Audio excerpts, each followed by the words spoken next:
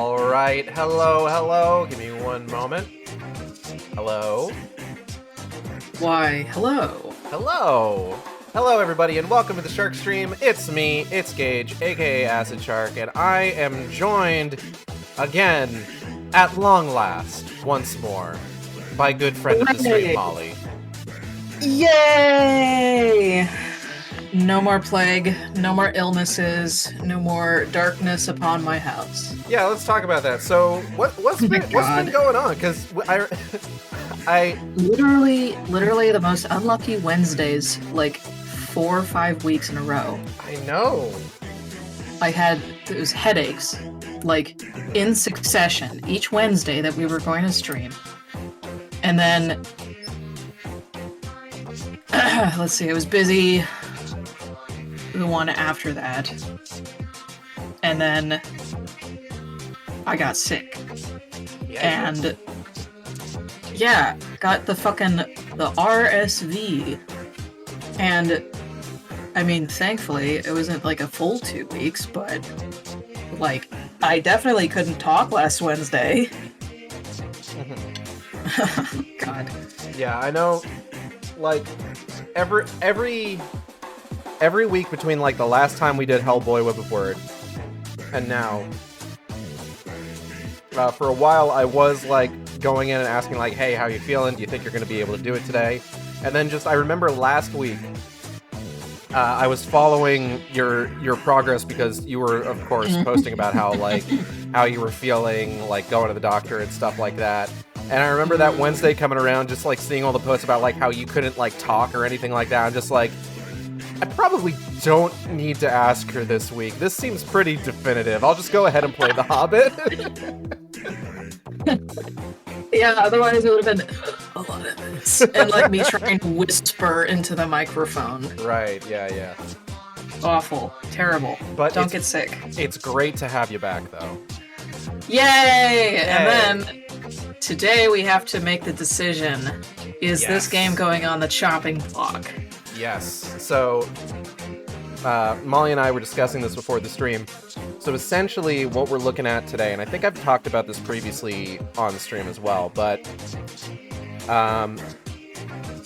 our last stream of this game, we started in on the second tier of the levels in this game, which realistically, they're all just like themed differently in terms of like the environments and enemies. Like structurally, they're pretty similar, and like I don't necessarily have like a problem with that.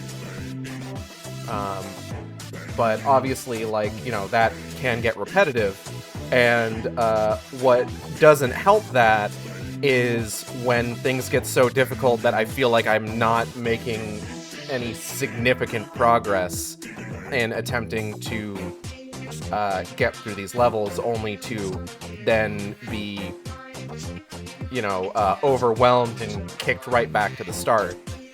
Which is why I don't tend to play roguelikes or roguelites.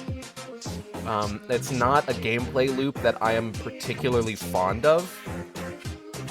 I know some people are, you know, like my lovely wife Natalie, she enjoys her some Binding of Isaac, some Rogue Legacy. But me, I'm not that big a fan of that structure of game. And what also doesn't help is the fact that we have been, of course, dealing with gameplay crashes. Oh my god, yeah. Which has been a bit of an issue. I don't get it.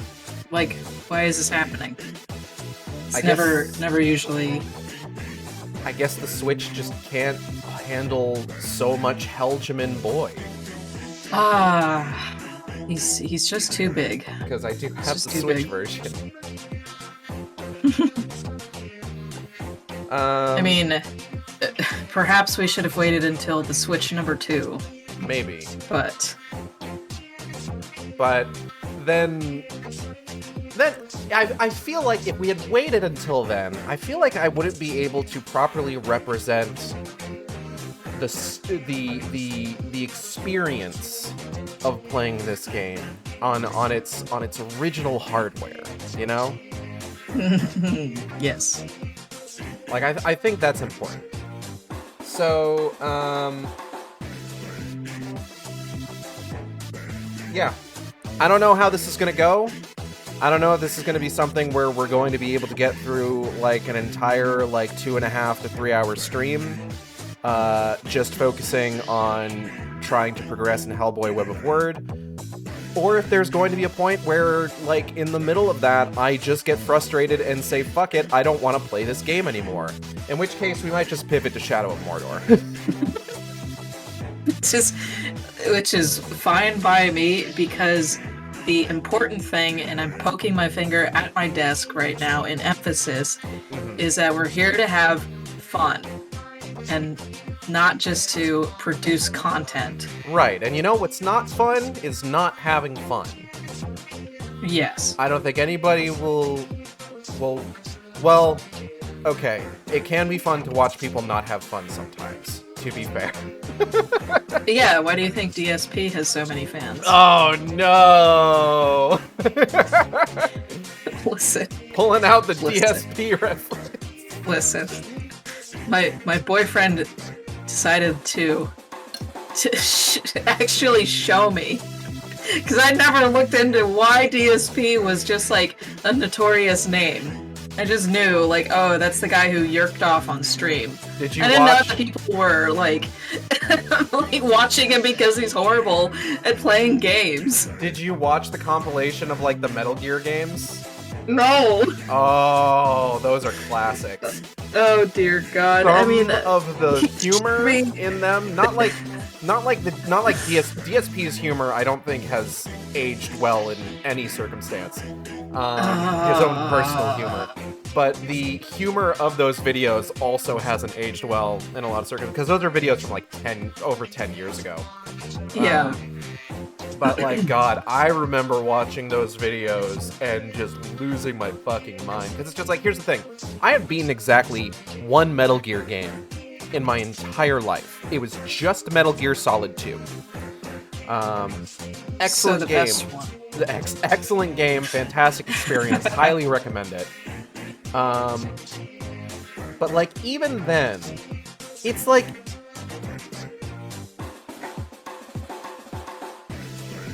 Have you ever, like, watched somebody doing something that you know for a fact you may not you've never had the experience of trying to do it yourself, but at the same time you're looking at it just like, what the fuck are you doing?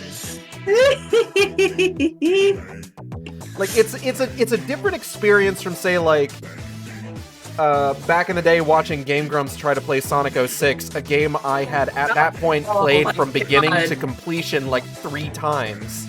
And seeing them fuck up in extremely simple ways where it's just like, guys, no, this isn't the game, this is you. Okay, I know how to describe the difference between these. Yeah. DSP is like learned helplessness.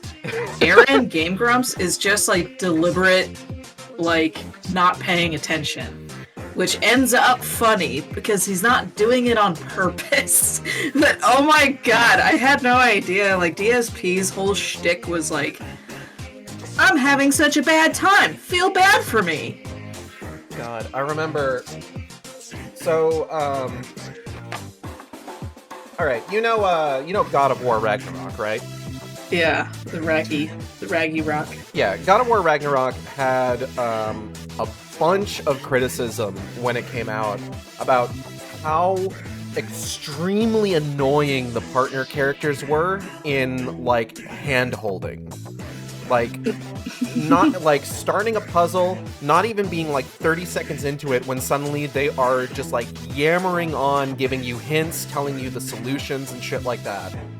Oh my God. Which is a holdover from the original game, where, like, there was a little bit of just sort of, like, in-game hand-holding by way of, like, the partner characters, like, pointing things out or offering suggestions. And I don't necessarily think that that is a bad system. I believe they did a presentation on how they... I'm going to go ahead and get the game started in the meantime here. They did a presentation, I don't know where, maybe like GDC or something, about how they like determined this whole system of like assisting the player. And you'll never guess whose footage from the original 2018 God of War they used to illustrate how well the system worked. I'm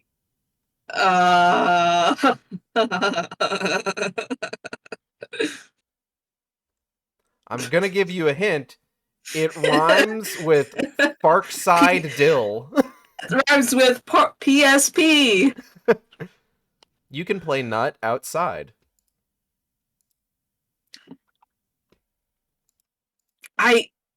Oh my god, I just had a... You said that, I just had a delayed fucking, like, remembering of what you're talking about. Oh, the old PSP commercials? Oh my god. They're so awful. Psychic damage, literally, just now. Oh my god. Okay, I've got, like, nothing but, like... I haven't heard anyone say that phrase out loud in possibly a decade. Give me 1 second. I'm gonna slurp down this broth real quick.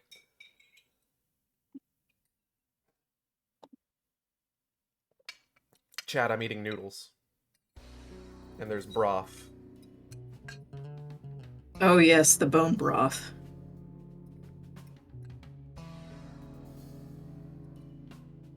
Okay.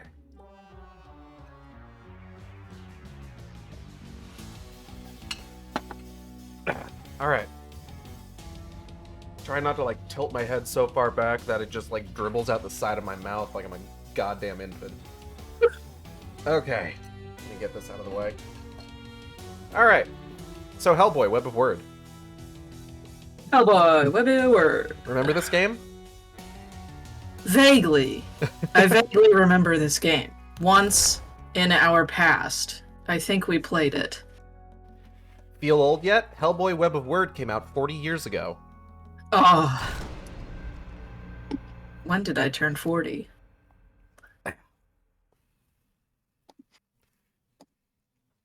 Feel old yet? You turned 40. When we all get, like, brain implants to use Twitter.com, they're gonna fucking send that to us. Like... God.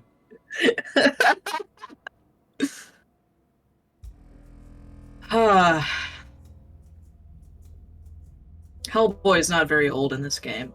He's not. No, he's basically the youngest of adults. You know what I was thinking about? What? So, like, Crooked Man, right? Oh, yes. Takes place in, like, the mid-60s? Yes. Doesn't that mean Hellboy's only, like, 15? Yeah. That's weird. By the time... You know that the one comic book says this. By the time he was 8 years old, he was a full-grown adult. That's weird. It's certainly a web of weird. We got new items? What the fuck is that? Wait, is that a shotgun? Oh, hello, beautiful. Oh my god! This might be the solution to the problems! They should have just given Hellboy a shotgun in the first place. Widespread. Okay. Oh, did that say 65 coin-a-roonies? That requires 65 coinaroonies.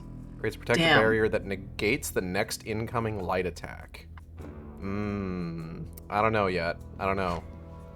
We're gonna see how we do. Well, let's see. The problem with the final boss of this first stage is just like these boss enemies just keep coming. So it's like, okay, if we want this to go smooth, and hopefully the game doesn't crash, what exactly is the solution to being bombarded with tons of boss enemies? Who can say? Maybe it's shotgun. I want to believe in my heart that shotgun always fixes everything. Alright. Well, let's go ahead and give it a try. Do I want to do... Can I try a different environ?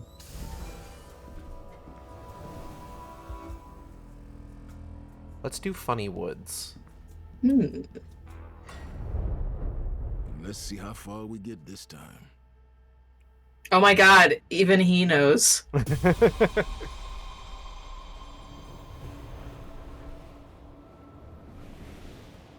Oh.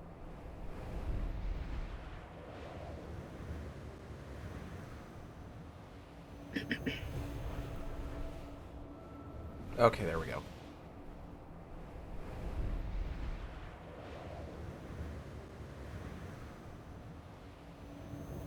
Oh my god, where is it? I'm trying to find a blurb that tells us the setting of the game, because I am forgetting what year this is supposed to be set at. I want to say the 80s. I might be wrong. Where in the heck is Carmen Sandiego? Where in the heck is Carmen Sandiego?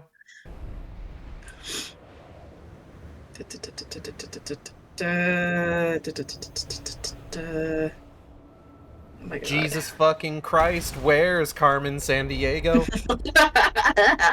Alright. Sealy Woodland. I know for sure that that's not how that word is pronounced, but unfortunately, we are Americans. Sealy. We don't know how to pronounce Gaelic words. Dignity. These are the tools of a true protagonist. I got none of those. Yeah.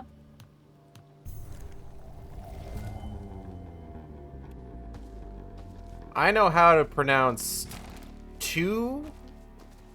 well, I mean, they're Irish words. And I don't know if that I tried to look up the distinction here because apparently there is a difference between Gaelic and what is considered the Irish language. Because Gaelic, what is generally considered Gaelic might specifically be Scottish, but I don't know for sure.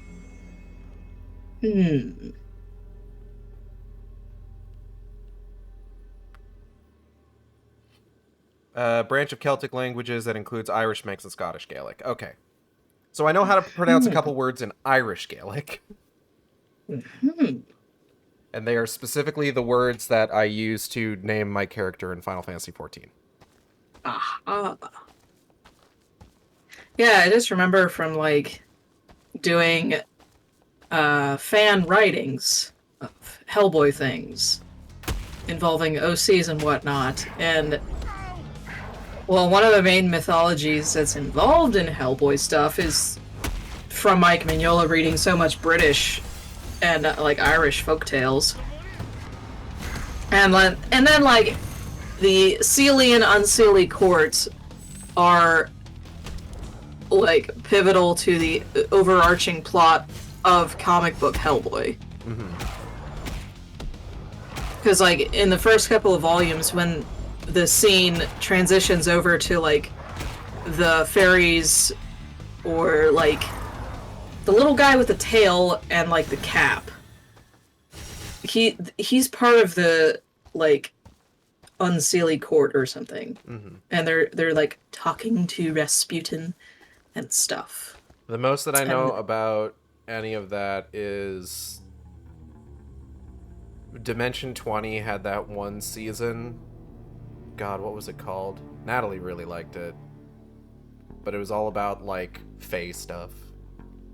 Yeah.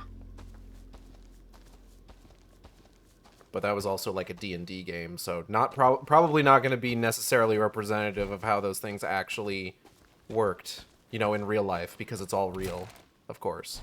But yeah, continue. Let's see. Oh, so side note to answer the question of the setting, this is 1982. Aha! I knew it. I was getting it mixed up with Crooked Man.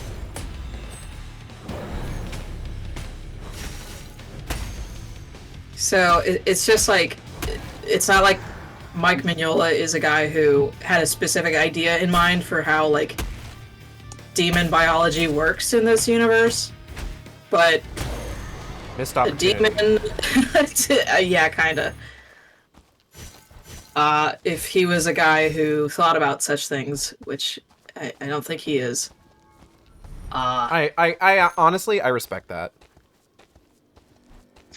No, yeah, he just kind of does shit, which Yeah, is like, I was talking about this the other week, where it's just like one of the things that always, like, on some level kind of bothers me when I'm like, this is something that like anime gets tied up in a lot, is like getting just tied up in the details on how like a specific kind of magic system works, where it's oh god. where it's just like I'm not saying that you can't have like set rules for how a magic system functions within the universe of a story. By all means do that, but I swear to God, like every so often, like I'll come across like a series where it's just like I'm reading it and like they'll dedicate an entire chapter to like, hey, here's the full breakdown on every single detail about how this magic system works. And on some level, I get it, because if you explain how a magic system works, you have like a very thoroughly thought out system for how it's all supposed to function, then you can use that to create like drama, create stakes, tension. But at the same time, it's just like, I don't fucking care. I'm here to see cool people do cool shit. And Oh my god, right? this feels like- like too much. I like it when you come up with stuff at first just offhand, just off the cuff, and then later you connect it all together. Because I don't fucking know. To have everything like set in stone and have a physics book written up when your series like first comes out, just so that everyone knows like, oh, this is how things are. It's like that doesn't seem as fun or as giving me, the reader, like thought, room to think. So not that Mike Mignola is a guy who's ever approached writing Hellboy as if he had precognition of how the magic or the plot was gonna go. Right. It's like, it's better for it to not have all that shit set in stone and be kind of random. Because then it's like, if you have somebody complaining about like, this doesn't make any sense, it's like, is this complaint really gonna matter? Yeah, like what are we like out here trying to like power scale demons within like the Hellboy mythos? Like what is Oh my god. what does it matter if we know these things for like absolute certain? Stuff Like that drives me crazy. Like I'm reminded, like one of the, I would say like a good example of the sort of thing that I do like is like JoJo, for example. I was literally thinking of fucking JoJo. Okay. Like there are a select number of rules that apply to like all stand abilities, and like it's not something that comes up particularly off. Like you've got some very basic stuff. Like you've got like very powerful stands that tend to be short range. You've got like quote unquote weaker stands that can be long range or work like independently and stuff like that. Hello, Kale. Welcome. Hello. But then like every single stand has its own like internal rule system. But at the same time, like people talk about like, oh, Araki forgot with regards to like how certain things like play out or work. And it's just like, no, Araki just writes things that he wants to see happen. And sometimes, yes, that is incongruous with things that he has previously established, but it also doesn't fucking matter because it's cool as shit. Araki is out here just wanting to play with his toys. Let him play with his toys. Let him play with his toys. No, fucking.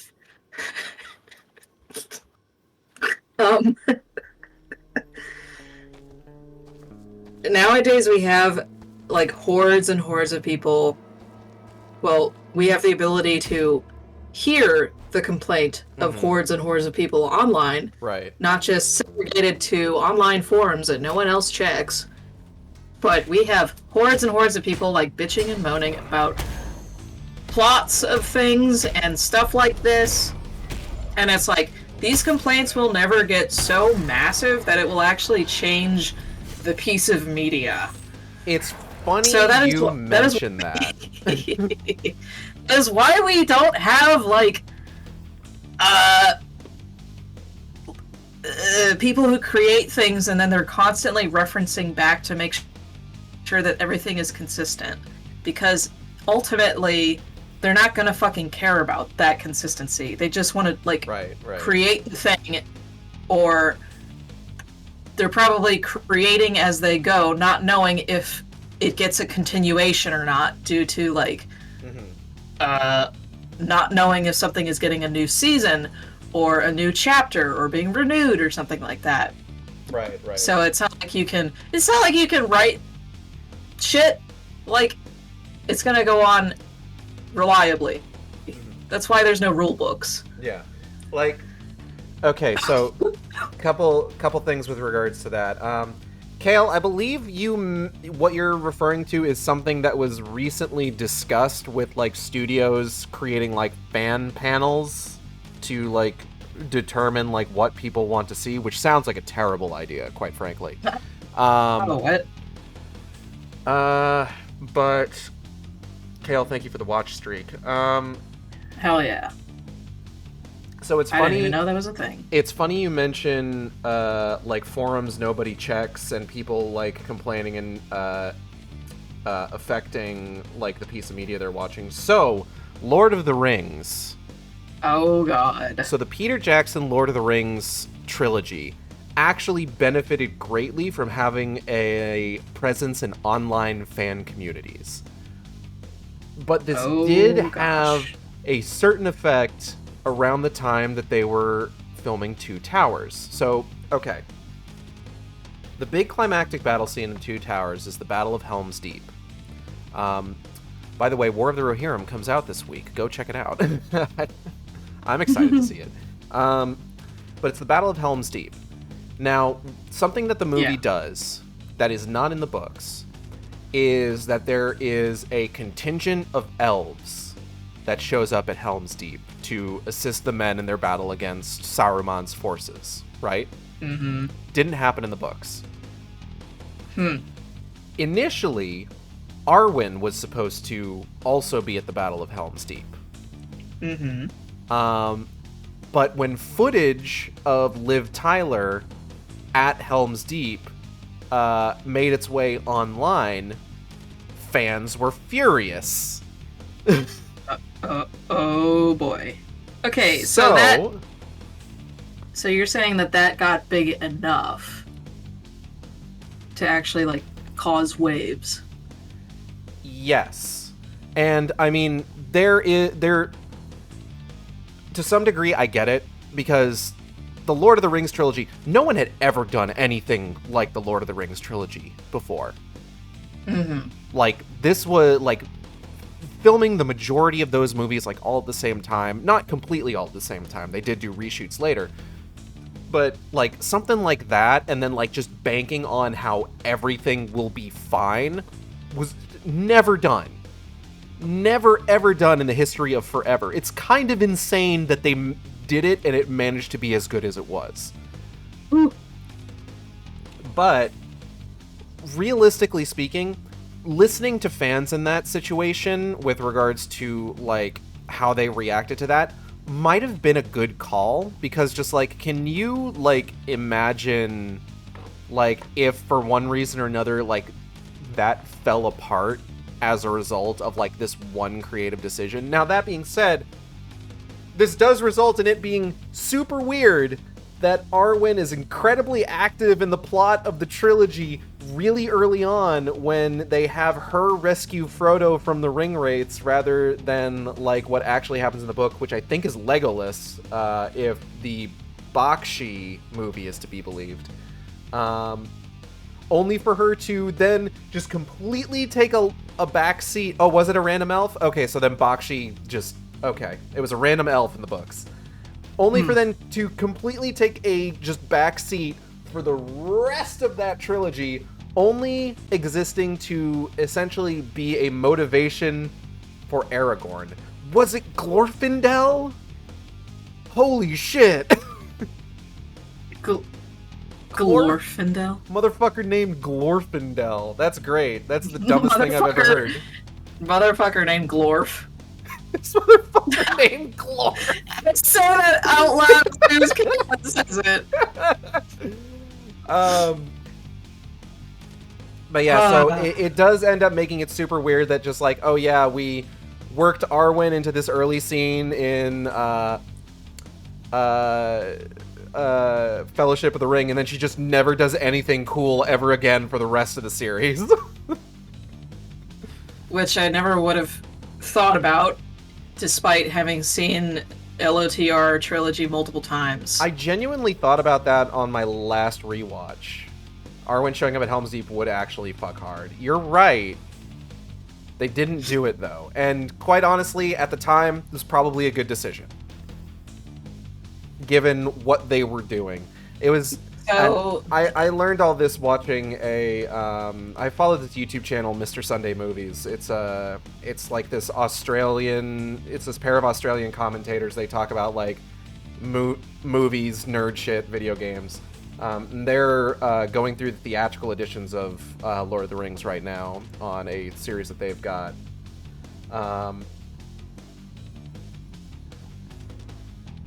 I was going to talk about something really funny that they said, and now I can't remember what it was. Shit. Damn. Anyways, let me beat up these guys. Yeah. So just... Okay. When it comes to Lord of the Rings, like... actually, I'm going to bring up Star Wars, which is going to be a problem. Okay. Because it's fucking Star Wars. That was actually something else I wanted to bring up, but I'll let you go first. Okay. I feel like fans' dedication to LOTR is a bit different than fans' dedication to Star Wars. Yeah, you don't see fucking Lucas scholars writing like dissertations and shit. But go on. Sorry, continue. Let's see. Star Wars was movies that it was movies in the first place. So there's no way that people could have had any influence on the movie's turnout. Right. Just by like sheer number of like online talking or like writing letters to the studio or to Lucas. Right. Because all that stuff is already like set in fucking stone. Because, I mean, Star Wars, the latest trilogy, would have been the thing to have been directly influenced by the sheer number of people bitching. And it was. Was it, though? I have no idea. It just seemed like they were... they picked different directors for each of the new movie, right? Okay, alright, so... So Rise of Skywalker was almost certainly them walking back everything that they tried to do in Last Jedi. And they did try to have different directors for each movie, which is fine. That is exactly the way that the original trilogy was made, if I recall correctly. I think there were different directors for each movie in the original trilogy as well. Like, I don't think George Lucas actually directed any of those, if I remember right.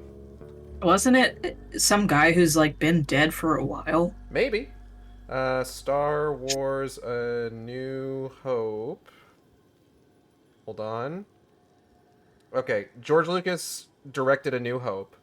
The Empire Strikes Back.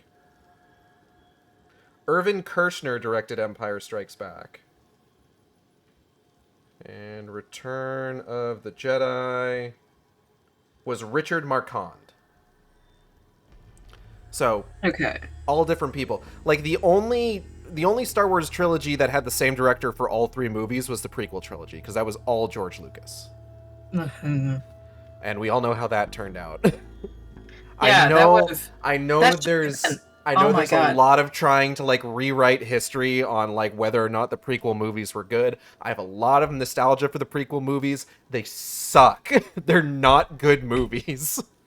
Yeah. Except maybe Revenge of the Sith. I still kind of like Revenge of the Sith. If we all remember that George Lucas has said this out loud, that he made Star Wars for 12-year-old boys, because the rest of that statement is he made strange magic for 12-year-old girls. Because I don't know why I like that movie, but So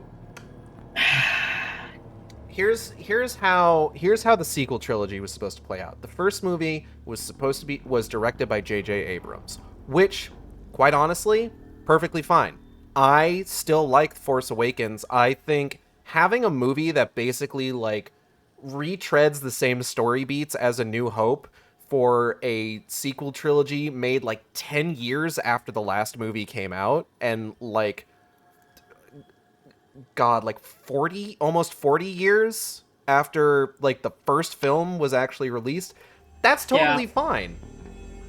I think that's totally fine. Like, I think if anything, what we need to take away from like franchise movies J.J. Abrams works on is that you give him the movie that is going to revitalize the franchise, and then just get him as far away from it as possible for everything after that. Don't let him touch anything else.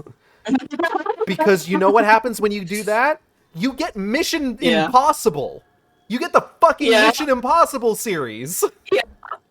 Dude made Mission Impossible 3 and then handed it off to other people from there. Hasn't made another one since, and they've all been bangers. God.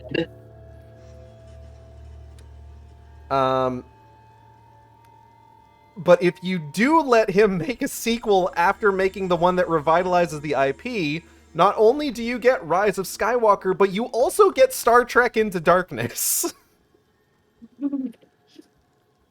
I love watching Spock scream. Oh, God. No, the thing that I was talking about is the middle. I'm gonna just call it the middle trilogy of Star Wars. That's the one thing that should have been changed by fan outcry. Was it? No, it wasn't. Do you mean, wait, when you say middle trilogy, do you mean the original trilogy, the prequel trilogy, or the sequel trilogy? I'm thinking chronologically, like our timeline in real life. Okay, so prequel trilogy. Yeah, early 2000s. Okay, yeah, episodes 1 through 3. Because you have something that's existed for so many decades, and so many people are like, this made my childhood, and they're doing it again. And then when they get disappointed by the first movie of that middle trilogy, it's like, okay, so you think if fan outcry is enough to change things, which normally it isn't, like, that's something that is so massively popular that should have been changed by fan outcry. It was not. And I'm a little confused conflicted on that, because it's just like, yeah, the prequel trilogy sucks, but if fan outcry is what gets us Rise of Skywalker, then I don't know if it's a good thing all the time.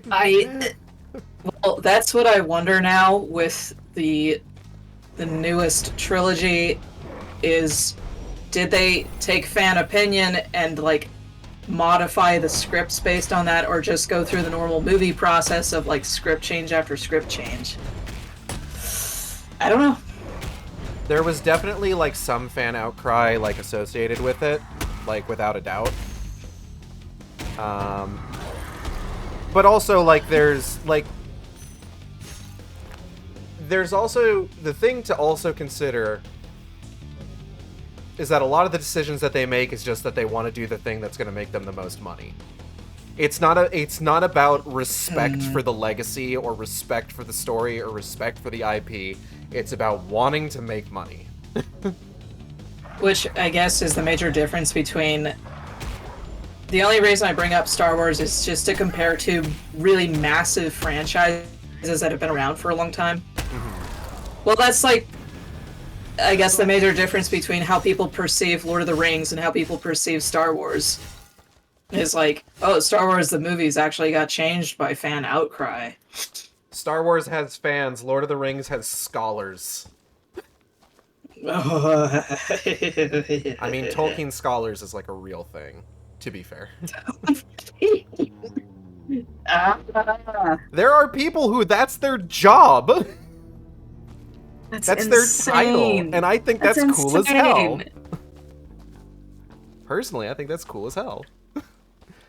But you mentioned before, like, one of the things, like, especially with, like, the early days of, like, a lot of these things, is just like, I described JoJo this way before, but, like, this is also something I admire about, like, a lot of, like, early 2000s, like, superhero films, like, especially, like, the X-Men franchise.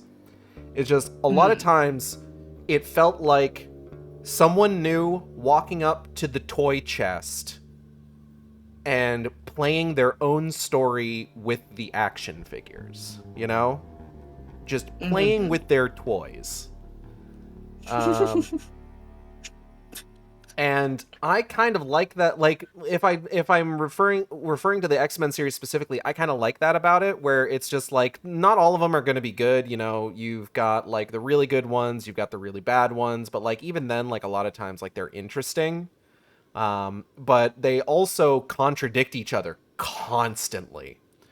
But, like, there's still something, like, kind of fun about that. And then, like, there is the opposite side of that, which is, like, somebody just, like, making a new thing, but checking the wiki every 3 minutes to make sure that they're not contradicting something, right? Which is what I would describe Star Wars right now as. Like, Star Wars before Disney's acquisition, like, when you had, like, the expanded universe and you had, like, people just, like, making their own stories, maybe occasionally working in continuity from, like, other things people had worked on to enhance, like, their own work, that's cool as hell. Like,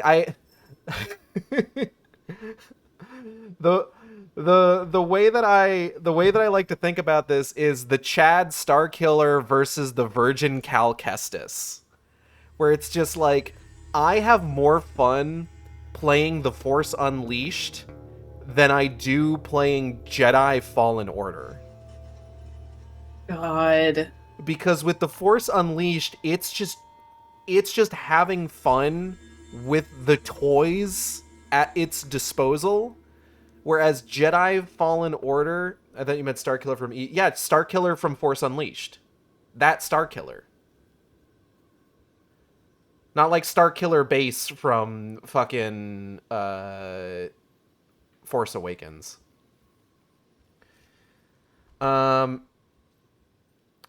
then, like, you've got Jedi Fallen Order, which I'm sure is a fun game. Like, I played a bit of it. It seems fine, but it's just like, you feel so neutered in that game. That's so stupid. like you go into it and you're supposed to be like a former like Jedi Padawan who was never able to complete his training because of the purge and everything like that. But it's just like, you know, I'm playing it and it's just like I'm thinking about like all the cool shit that like Jedi can do, all the cool shit that I could do in the Force Unleashed, like tossing dudes like forward, back, left and right, the throwing force lightning all over the place, and then it's just like I don't have anything fun to play with in Jedi Fallen Order. Like, that's so sad. It's so fucking sad. Like, it's supposed to be, okay, you progress through the game, you unlock more powerful abilities, but it's just like, dude, halfway through, like, just like Kale says, halfway through fucking Force Unleashed, you rip a goddamn Star Destroyer out of orbit. Like, the game lets you do that. Which is literally the coolest fucking thing I can think of to do in the Star Warses. It's the coolest fucking thing! Like, I will replay that game and yeah, it's just when like, I talk about, like... Sorry, continue.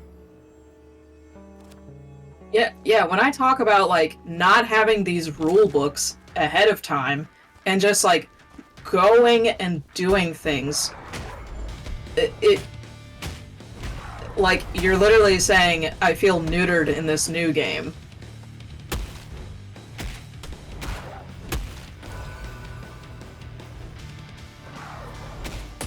I have not reloaded the gun in, like, 10 rooms.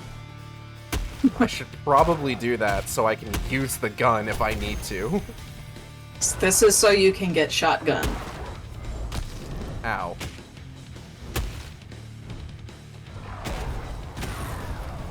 Okay. Which, by the looks of it, you do have enough coinamajigs to get shotgun. I can upgrade the shotgun if I end up back at the butterfly house, yes.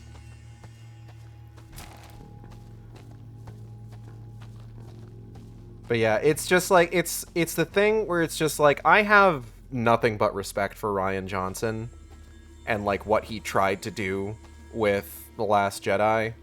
Like, even like within the constraints of like this new vision for Star Wars where everything is like unified and all the puzzle pieces need to fit together or else. And because like I remember seeing the reaction of that movie. So have you seen The Last Jedi? Yeah, only once though. Okay. You remember the scene where, like, the bridge of the ship gets fucking exploded and everybody gets shunted out into space, and then Leia is able to pull herself back with the Force from the vacuum of space? And yeah, literally the most memorable scene of that movie. Yeah, people got upset about that because they're like, that's not a Force power, she can't do that. It's just like, why? And, okay, Rian Johnson did, like, go online and post a video of him pulling out a copy of the book of the Jedi Path, which is, like, supposed to be, like, an in-universe book from the Legends continuity, the pre-Disney stuff, that it was supposed to be... It's a diegetic text about, like, Jedi trading and stuff like that, and showed, like, the page that says that, like, yes, this is a power the Jedi can have. But at the same time, why do you care? Why does it matter? Hold on. So he had to pull out a fucking book in retaliation to that comment. Why doesn't the commenter already, like, know about this rule book? Well, because generally speaking, they didn't like The Last Jedi because they're idiots. Perhaps in your But no, that's what I mean by, like, not having this rule book means you're not constrained by these things and you can make up shit that's fun. Mm-hmm. Which if you hadn't said, like, this is an existing Jedi power, I would have just accepted that as a new thing that they wrote in to be creative. Exactly. God. Like, it's just a question of we are sitting here debating the rules and regulations of fucking space magic. It's Like, turned into football. do you know what happens when you try to fucking just explain away the intricacies of fucking space magic? You get midichlorians. Do you want midichlorians? Because you're going to get midichlorians. Like, we already had this discussion 20 years ago. Oh, yeah. Oh. I feel like fucking Dracula Flow when he's going, the worms. But it's midichlorians. Some people want midichlorians if it means they can hate The Last Jedi more. God. That kind of shit just doesn't seem fun to me, which is like partially why I'm not a Star Wars fan. Mm-hmm. Is there's already, by the time that I was like a child and I was watching the movies, there was already this like massive like way to consume this movie series, and Right. it just didn't interest me at all, because it was like, oh, there's already this rigid like fandom and stuff, and it doesn't seem like there's any room for me, a tiny baby, because everyone, I'm going to bring this up again, that everyone was mean about Jar Jar Binks, my favorite character, and it drove me away from being a Star Wars fan. I will go ahead and let you have that one. I will not make a comment on that. Yeah, but that rigidity of like a fandom, it just doesn't fucking seem fun. Did you know that Jar Jar Binks has fucked? Yes. Canonically speaking. Maybe Yes. send me to Hawaii next time. Clone Wars Send- confirmed it. Send Hellboy to Hawaii. Give Hellboy a vacation. Not is no hero. Do you know that Jar Jar Binks has fucked you? No, I didn't know that. I am scared. I'm scared. I think that'd be something I'd like to know. And it makes it hard to talk about the actual issues with the movie, because the second you say something bad, then you attract the horde. Yeah. Just like in Left 4 Dead. Yeah, it's one of those fucking Mr. Incredible voice, you're not affiliated with me kind of moments. So, all in all, I get more drawn to media in which there is no rigid way to be a fan or some rule book you have to refer back to. Speaking of which, I've been writing recently. Oh, excellent. Yes. I am working on, I've got this new setting that I've been developing, because I realized, I've talked about this on stream before. I don't believe you were here for it, though. But essentially what it is like, a couple months back, I realized, hey, I've got a bunch of, like, adoptable characters that I haven't really done anything with. And I decided, just like, what if I was to just like take all of these characters and just like drop them in like a fantasy world? And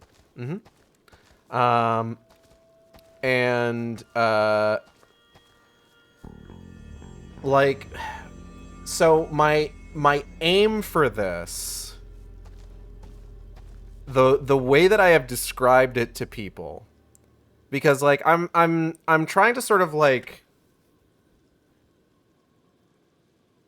branch out a bit with regards to the sort of like topics that I tend to write about, and there's definitely certain like topics and vibes that like I have not what's the word I'm looking for? Traditionally been particularly good at. I am. I'll admit it outright. I'm not good at writing erotic shit. Generally speaking.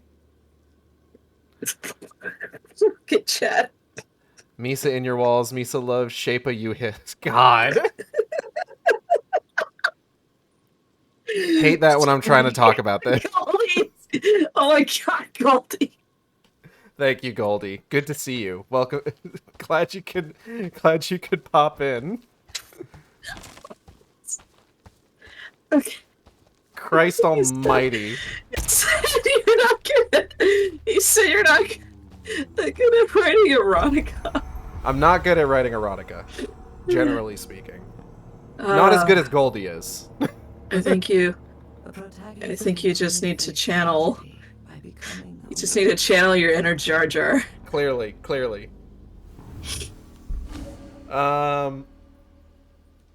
Oh, hold on. Let me. Oh, Goldie, you're fine. Let's increase ammo capacity. Hello, Necromancer Kobold. Welcome. Hello. But yeah, just in time for us to talk about erotica. Yeah, I'm not good at writing erotic stuff, generally speaking. And I don't know if it's just like, I don't know if I would be good if I tried, is the thing, because every time I try, I get immensely embarrassed about what I'm writing. Oh. Like I'm working on it. I'm just like, there's no way this sounds good. There's no way anyone could possibly find this titillating.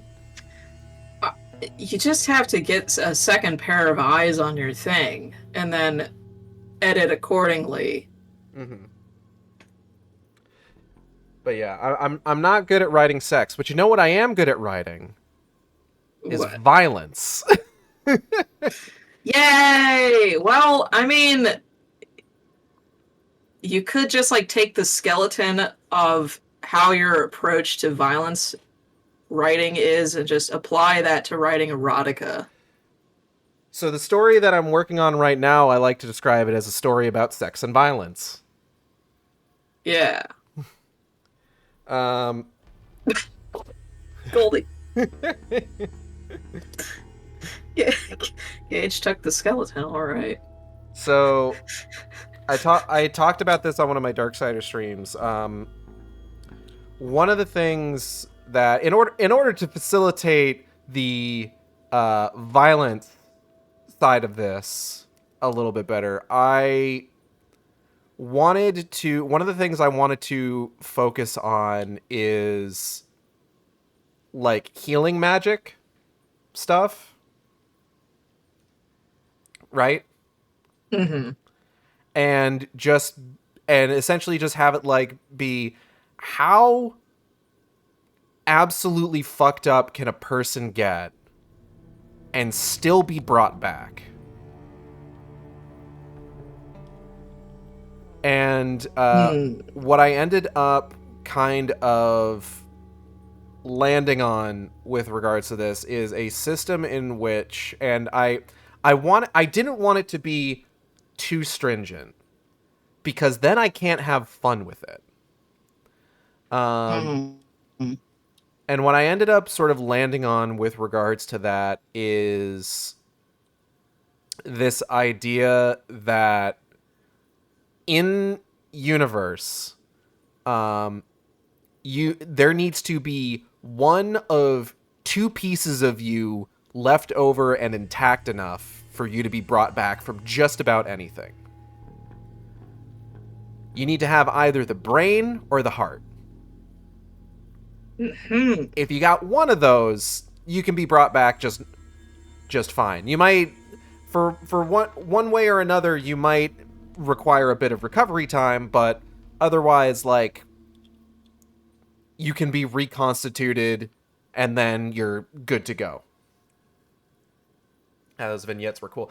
Oh, did you? I'm assuming you're referring to the screenshots I posted on Twitter. Those aren't even like the whole things. Those are just like short sections of like. I've got like a couple that are like 4 pages long. I've got one that's like 7 pages long. Right now I've written a few like vertical slices. Necromancer Kobold saying, well, always remember, there are people who genuinely find the 50 Shades books genuinely erotic, despite them being awful, so... This is me telling you to post more and tag him on Blue Sky.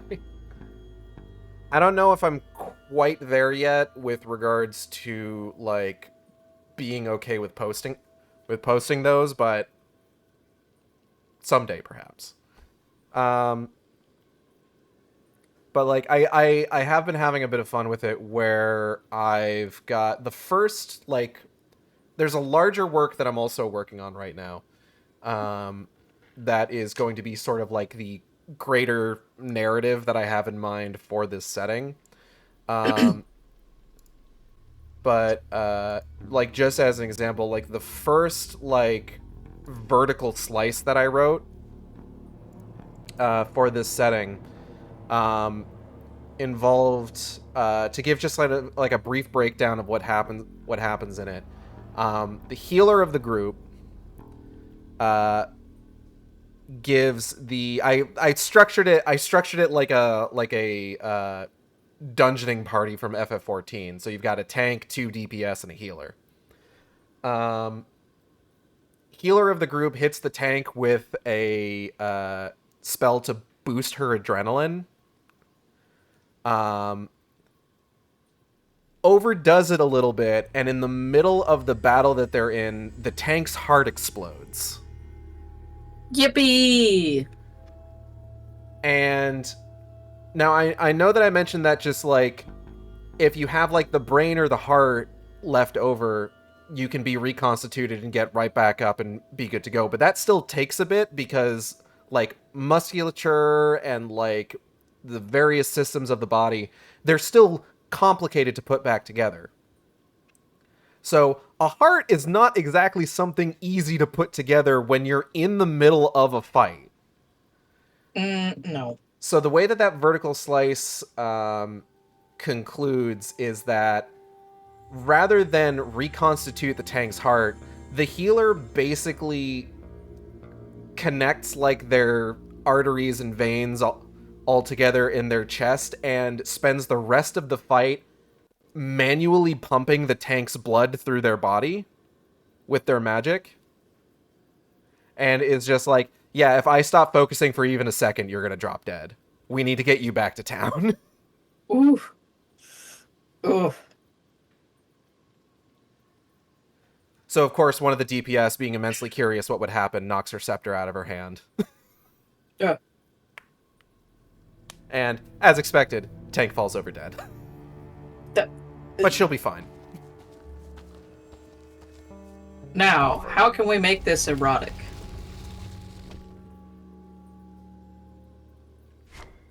Well, considering some of the art that I've seen in my time on the internet, quite easily, actually. Oh, yes. But, like, I've been using, like, that starting point. God damn it. Hey, And you technically have the healer fisting the tank, so you're too erotic. For the record, it's specifically with magic that she's pumping the blood manually through the tank's body. She doesn't physically, like, have an arm inside the tank's chest. Yeah. But yeah, it's been fun, like, going from, like, that starting point where it's just like, this is the extent to which the healing magic functions in this universe, and then just kind of, like, seeing, like, okay, what interesting directions can we take that in?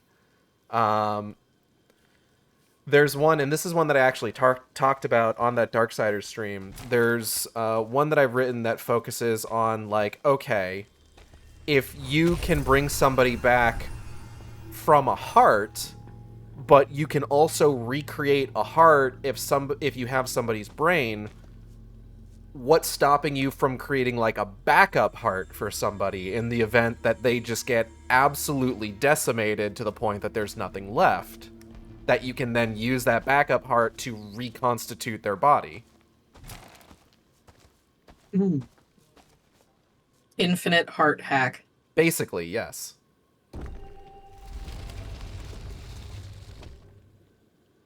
I don't think I have anything enough to, like, purchase anything here.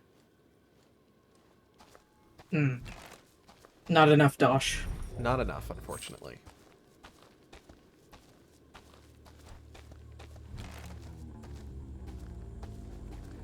Alright, let's get in a big fight. I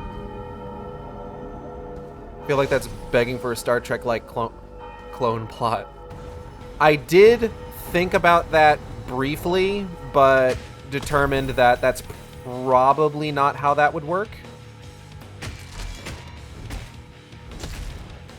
Like, just within the context of the setting, like, you can have, like... you could conceivably have multiple versions of, like, your heart or brain just, like, existing in the world at one time, but at the same time, like, you only got one soul. Oh, I might die here. Let's see if we can't do some damage.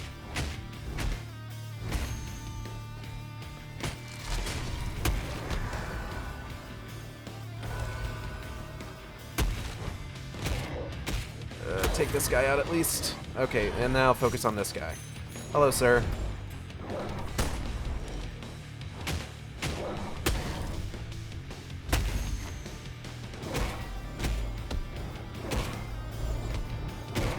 Oop. This is... So you could make a soulless evil clone, and I'm thinking, oh, this is getting into Venture Bros territory. No, the clone just wouldn't function without a soul, basically. Yeah.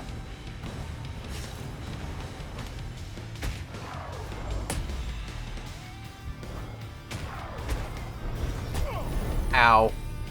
Ooh, I'm not doing so hot. Oh, no.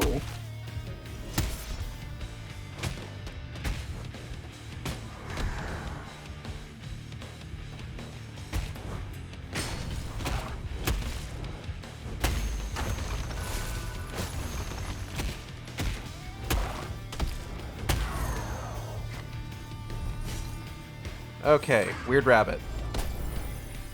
Ouch. Okay.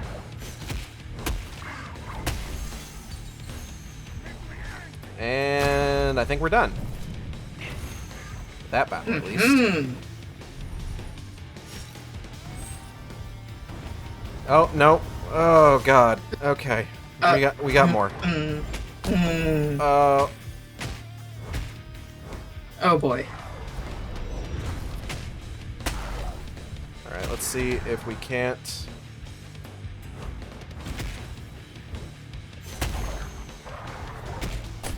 Ooh. Oh, revive. Oh, shit.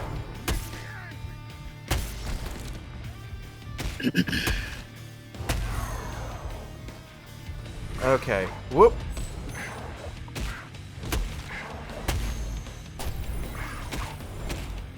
Oh. Ah, shit.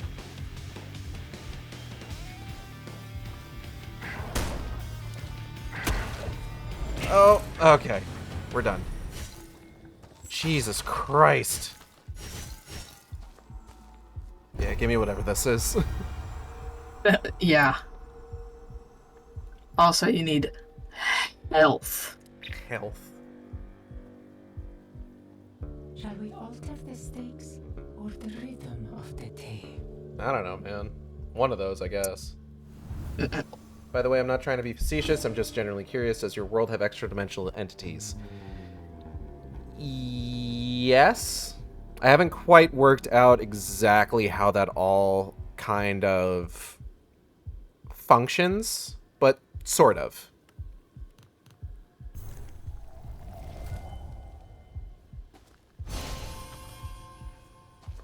I'm trying not to get too caught up in world building. In part because there was this post that I saw a while back that's just like, world building is fun and all, but eventually you have to actually write the story. And it's just like, that that just speaks to me, basically. Like, just like, God, you're so right. Which is like what this entire topic of conversation was about, was like getting too caught up in like trying to create the rules before actually getting into the thing, and then you're then like handcuffed to the rules you invented, and you're not like writing as much. Constantly checking the wiki to make sure everything lines up properly. Like that shit. Yeah. It's like, that seems to only make sense when it's like you're producing an anime series and you're on episode 50 and you need to refer back to episode 1 or some crap like that. Oh God, there's a boss room. I don't know if I'm ready for that. Oh. Nobility, virtue, dignity. These are the tools of a true protagonist. You told me that already. Yeah. Girl. Yeah. What, increase max what's health. she doing? Oh, yeah. I mean, you seem to need health above all else. Yeah, basically. And, like, I remember one of the things from... Like, I've been thinking a lot about about the whole thing of just, like, world building, like, versus just, like, actually, like, writing stuff. And it's just like, I enjoy, like, the act of world building. I like coming up with, like, new concepts and stuff like that for a setting and everything. Like, I've got some, quite honestly, like, I feel really cool ideas with regards to, like, this new setting that I've created. But at the end of the day, it's just, like, I genuinely enjoy writing, like, more than anything. Like, I've always, personally, not to toot my own horn, but also to absolutely toot my own horn, I really like writing character dialogue. And just, like, characters' voices, like, bouncing off one another. It's one of my favorite things to do, quite frankly. And I feel like it's one of my strengths, just, like, as a writer. So, like, when it comes to, like, actually, like, sitting down and, like, doing that stuff, it's just, like, that's generally what I tend to go for. So, like, I mentioned, like, I've written, like, 4 vertical slices for the story that I've been working on. And in terms of, like, the utility of those, like, I try to do, like, some show, some tell, basically, like, establish facts and ideas of the world in question, within, like, character dialogue, character motivations, plot, things like that.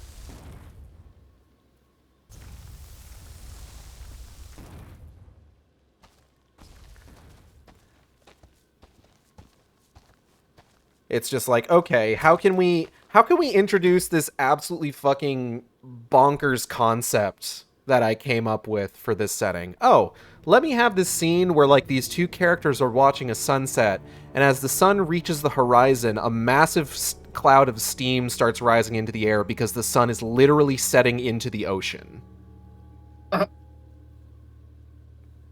Just as an example. Yeah.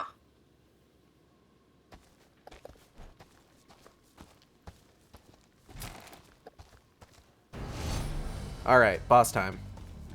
Little mortal I despise. I do not know if I am ready for this boss. But we're gonna try. Ow. Ow. Okay.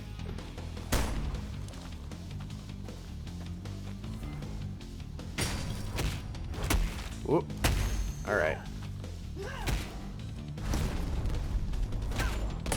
Ooh, okay, okay.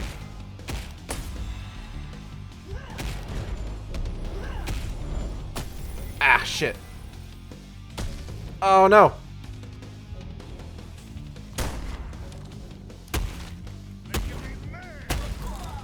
Okay, phase 2.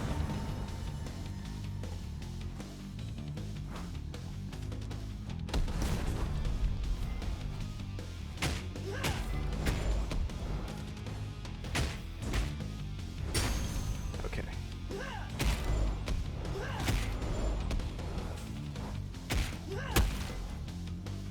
Ah, shit.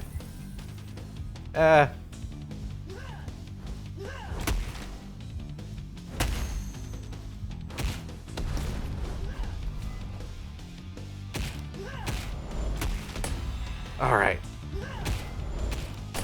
I don't know how I'm, like, managing some of the, like, timing on these parries.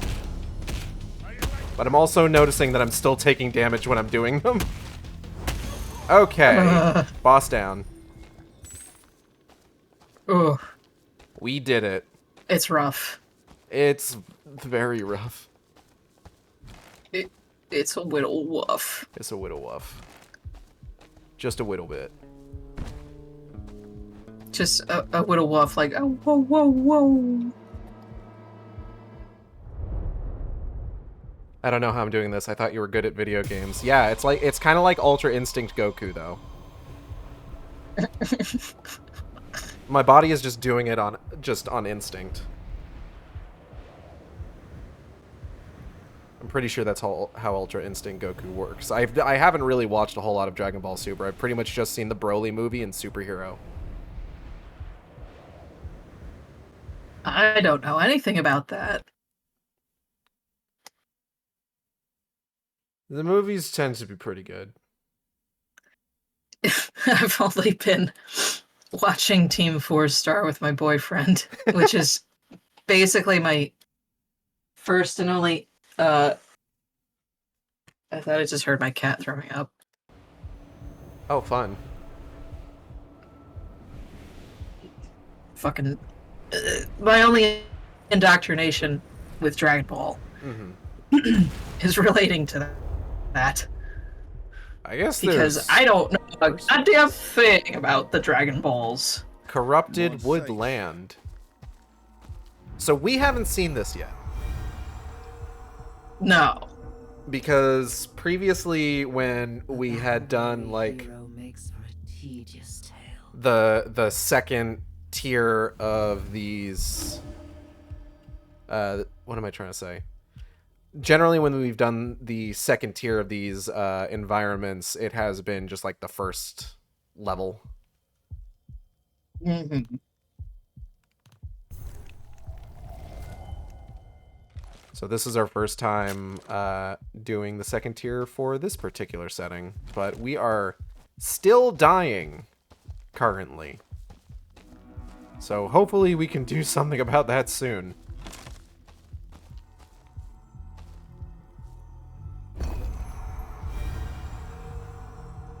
Hi, Scheherazade. Can I get a buff?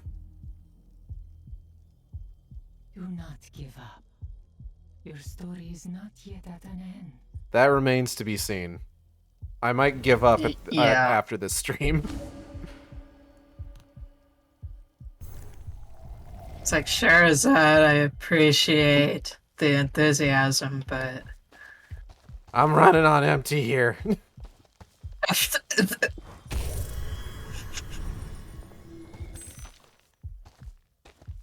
I think if we sent Review Bra in here, he could do it.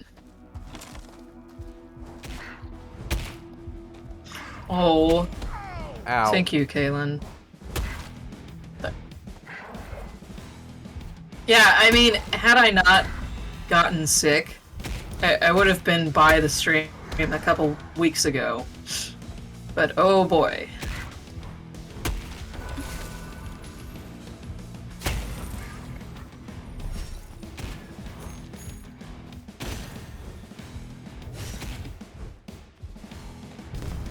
Ah.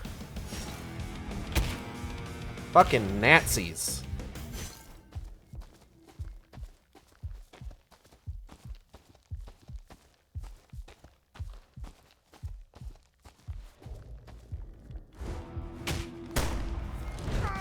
Ow.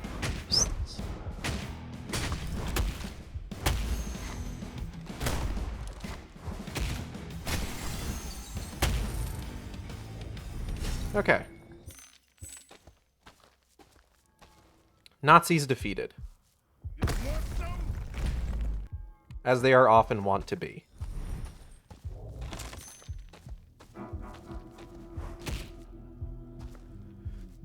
Whew. Ugh. Just means you should drop in for Gollum streams. I mean, LOTR streams. I mean, we did meet Gollum in Shadow of Mordor. He is in that game, unfortunately. Much to my chagrin. Oh, ooh, hold up. There we go. Oh my god, a boss gate already?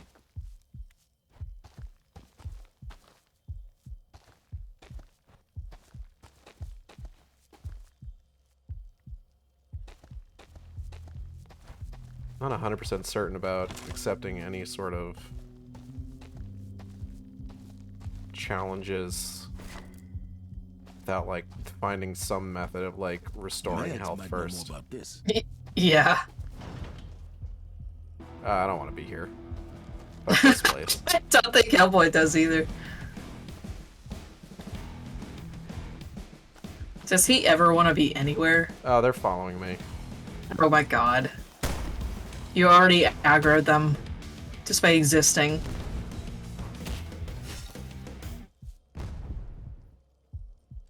I keep thinking they're dropping money, they're not. Yeah, no, they're dropping toughness. What a mysterious Jogo. Quite.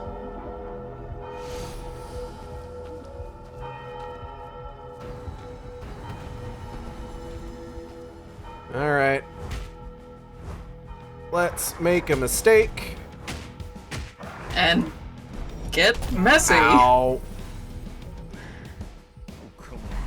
No. I can't help but think of Miss Frizzle when you say that.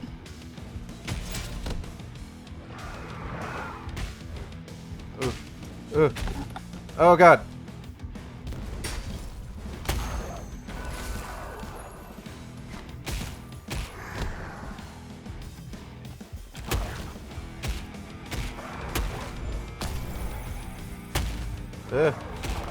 Oh.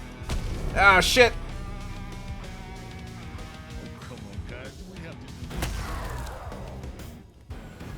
Ooh, health. I got a health pickup. Thank goodness. Let me get this. Would you look at that? Okay. Alright, I guess we'll go check out one of these things. See how we do.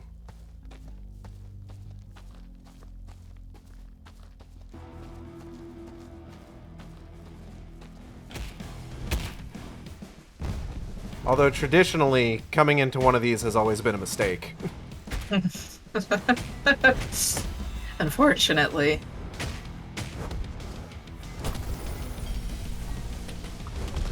Ow. Okay. That's not what I wanted to do.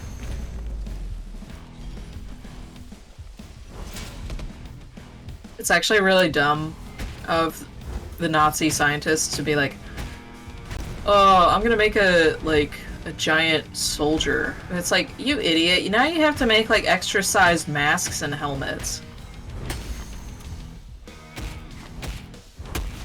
Sorry, give me 1 second. I'm doing my best to focus. I know. I'm just here to provide colorful commentary.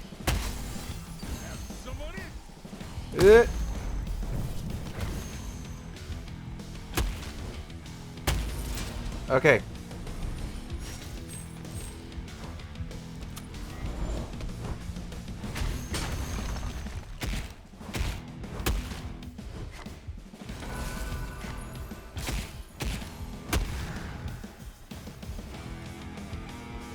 Come on, get over here.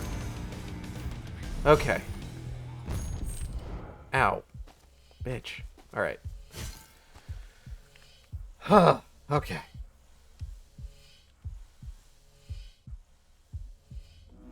He looks so tired. Haggard, even. Yeah. Like, there should always be a little safe room so that you can let Hellboy take a nap. Like, please, can we see him take a nap? He needs it. Let this man have a nap. Give me Like, this. please. Yeah, seriously, take that That shit. keep me around a little longer.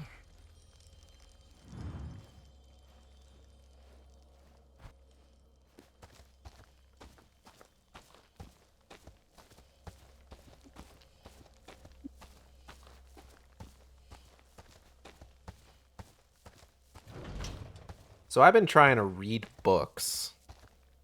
No way. Yeah. A book? Yeah. Can you believe it? Wow.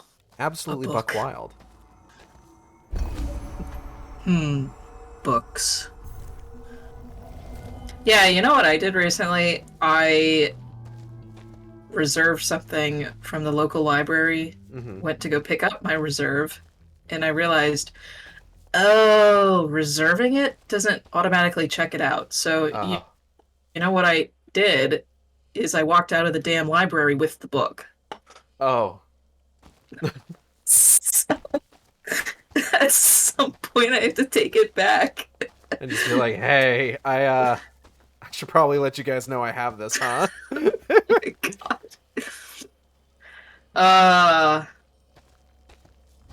Uh, But currently I have a couple books that I've started that I started a while ago that I haven't gone back to. I've got Ninth House by Leigh Bardugo is one that I'm working on. I've got Bag of Bones by Stephen King that a friend of the stream and housemate Ixao got me, I think for Christmas or my birthday last year. I forget which one. oh hell yeah.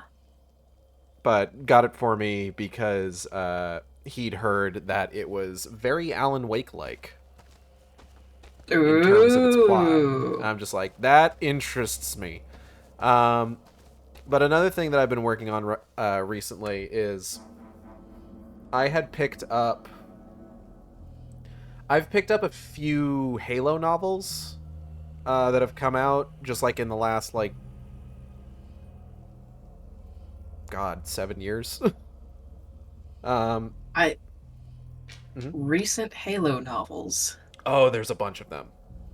This perplexes me. There's so many, like way more. So when I stopped reading Halo novels, there were 6 that had come out. There was The Fall of Reach, which was the events that take place before the first game. There's Halo the Flood, which is just a novelization of the first game. Halo First Strike, which is the events that happen between Halo 1 and Halo 2. And then from there, there's Ghosts of Onyx, which is additional events that happen after First Strike, and then also technically after Halo 3. Contact Harvest, which talks about humanity's first encounter with the alien race, the Covenant. And then Cole Protocol, which it's kind of a weird, like, it doesn't really have like a direct connection to any of the games outside of being a story about, in part, about the Arbiter prior to Halo 2, or even prior to Halo 1, actually. But like since then, there's been all sorts of other novels that have come out. There's ones that, like, there's like a trilogy that covers what happens after Halo 3, but before Halo 4. There is a trilogy all about the Forerunner, which are the people that created the Halos and everything like that. And then just since then, there have been just like a bunch of novels that are essentially all just kind of like side stories of like things that happen within the universe of the series. Hmm. And I've barely read any of them, unfortunately. Um, Mostly just because, like, I kind of fell off checking out, like, supplemental material for games at a certain point. Like, I used to, like, be, like, super into that. Like, I got the Darksiders novel, I got the novelization of Alan Wake, I got the novelizations of Metal Gear Solid 1 and 2. They made novels for, like, Gears of War. Uh, uh, Um, they did. oh my god, They did. Mhm. isn't there a fucking new Gears of War happening? Yes, Gears of War E-Day. That's so jarring to me. I'm excited for it, honestly, because I actually really like the Gears of War series, even though I haven't finished 4 and have not touched 5 at all. But like those first 3 games, I have a lot of fond memories.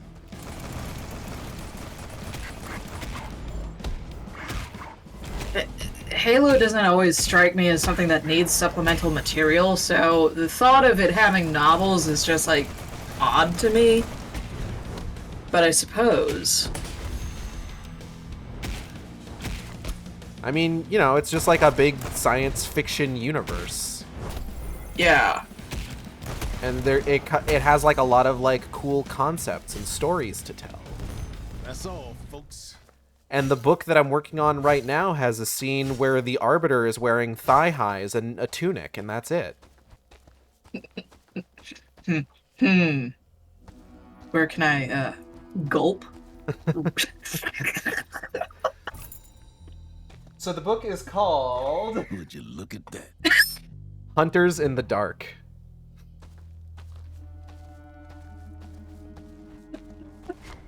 You okay, Gage? Yeah, I'm fine. Valid, reading material, supplemental material here. Arbiter's, We should write letters to the author to make more. the Arbiter, unfortunately, doesn't factor into the book a whole lot. It actually focuses on... Okay, so, Halo 3, right? Yeah. Halo 3 had this cool thing where if you could... It was the first game in the series to have 4-player co-op. And it did this cool thing where, basically, hold on. I'm trying to, Alright, I'm just gonna take this guy off the board. Give me a moment.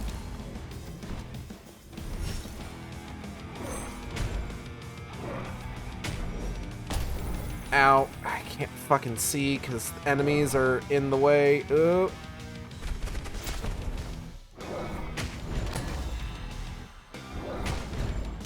But it had this cool thing where if you played co-op, each person on the team would actually have a different character for the co-op. So like player 1 would be playing as Master Chief, player 2 would play as the Arbiter, and then players 3 and 4 would play as these additional elite characters. And Halo Hunters in the Dark is actually a novel about those characters, which is neat. It's cool to see them get some additional characterization.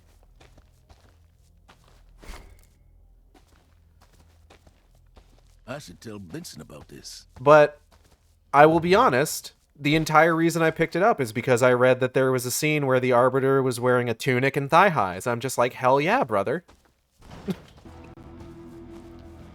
It's like, I'm where's normal this about going? this. Where can I find more? Ow.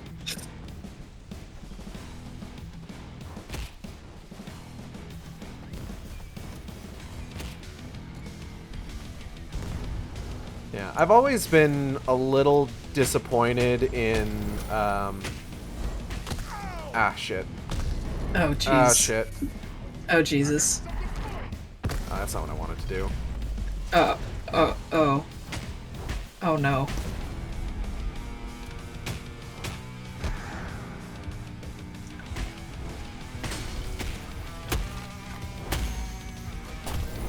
Ah, shit.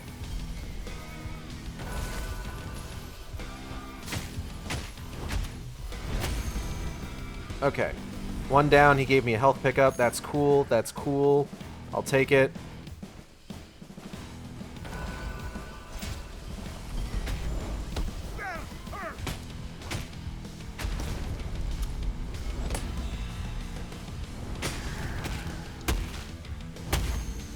Things looking a little rough. Little bit. But I think... Oh, shit. It'd be a little bit easier to deal with if like, the fucking Nazi mooks didn't goddamn explode when you kill them. Yeah, why the fuck do they just blow up? I don't know. As if everything in this game hasn't been, like, exploding. Yeah. When you're in the web of Wyrd, everything just kind of blows up. This weird web. But I've always been kind of, like, disappointed with how boring Halo games after Halo 3 have been. Where it's just, like... All we've gotten, really, are just, like, mainline games, just like, oh, we gotta follow Spartans, we gotta follow human characters, we have to focus on these. People, that's the only thing people care about. It's just like... Do you want to know what the Arbiter has been doing since the end of Halo 3? Do you, Molly, specifically want to know what the Arbiter has been doing since the end of Halo 3? What has the Arbiter been up to since Halo 3? So, up until, like, towards the end of Halo 2, the elites, the Sangheili, the Arbiter's race, were part of the Covenant, which was a collection of alien races following this religion about, the focused on, like, the Halos and this thing called the Great Journey. And it turns out that the Great Journey is all about activating the Halos and killing all life in the galaxy.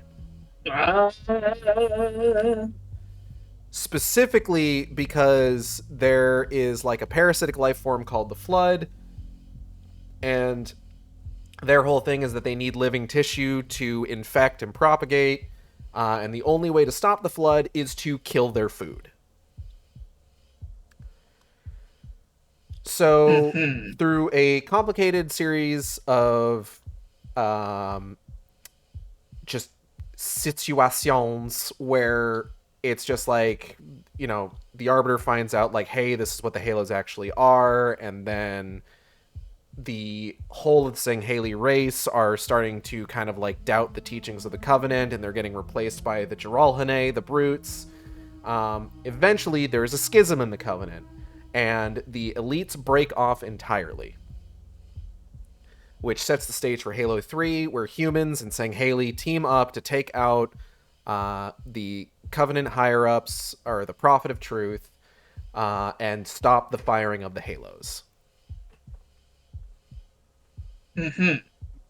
Now, post-Halo 3, not every single Sangheili was on board with splitting off from the Covenant.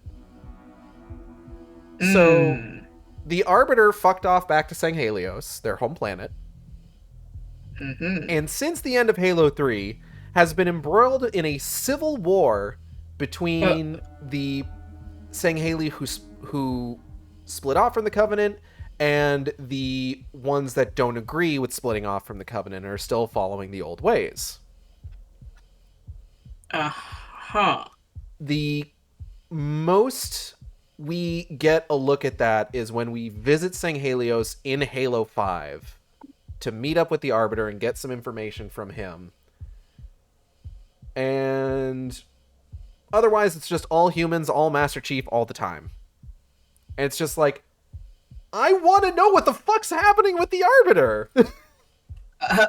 Like, it's just, it's getting to the point, to me, at the very least, like, it's getting to the point where it's just like, I don't really care about Master Chief. Like, Master Chief is not exactly a character with a lot of depth. No. I don't think he's ever been. And, I mean, you know, that's just kind of like that is admittedly a symptom of the era that the Halo games started in, where it's just like you've got like these strong silent type space marine characters, um, Yeah. and it's just like they've tried to do stuff with that, like especially with like focusing on like the the relationship between Master Chief and Cortana, with like Halo 4, Halo 5, the fucking Showtime series. But it's just like on some level Master Chief hasn't really progressed beyond just kind of being like this strong silent space marine type. Yeah, you think at some point they'd just like rip the band-aid off and just take the helmet off and show, yeah, this is a guy. Which is what they do for the TV series. And they even like the TV series feels like it kind of implicitly realized that. Because like, you do a live action and you hire somebody to play the main character, you can't in 2020s like you can't release a show in which you never show the character's face. That's so 1980s. yeah, and I mean, well, I don't know. The Dread movie with Carl Urban was really good, and he was very adamant about never taking the helmet off in that. Okay, that's And- one thing when Mr. Urban says so. And the movie was better for it because we have an example of what a movie can be like if one of the focuses is making Judge Dredd take his helmet off, because we have the Sylvester Stallone movie. Yeah, yeah. And it's like we all know what Sylvester Stallone looks like, and I don't know the name of the guy they hired to play Master Chief, but it's like there's no way you can just keep the helmet on the whole time in film like that. Yeah, no. Especially because like the stories that they're pulling from for the TV show, like the novels go into like him being out of the suit multiple times over the course of those narratives. Like it's really just the games where he has the suit on constantly. And that's mostly because like the plots of those games essentially allow him to. But like, yeah, it's easier to depict that.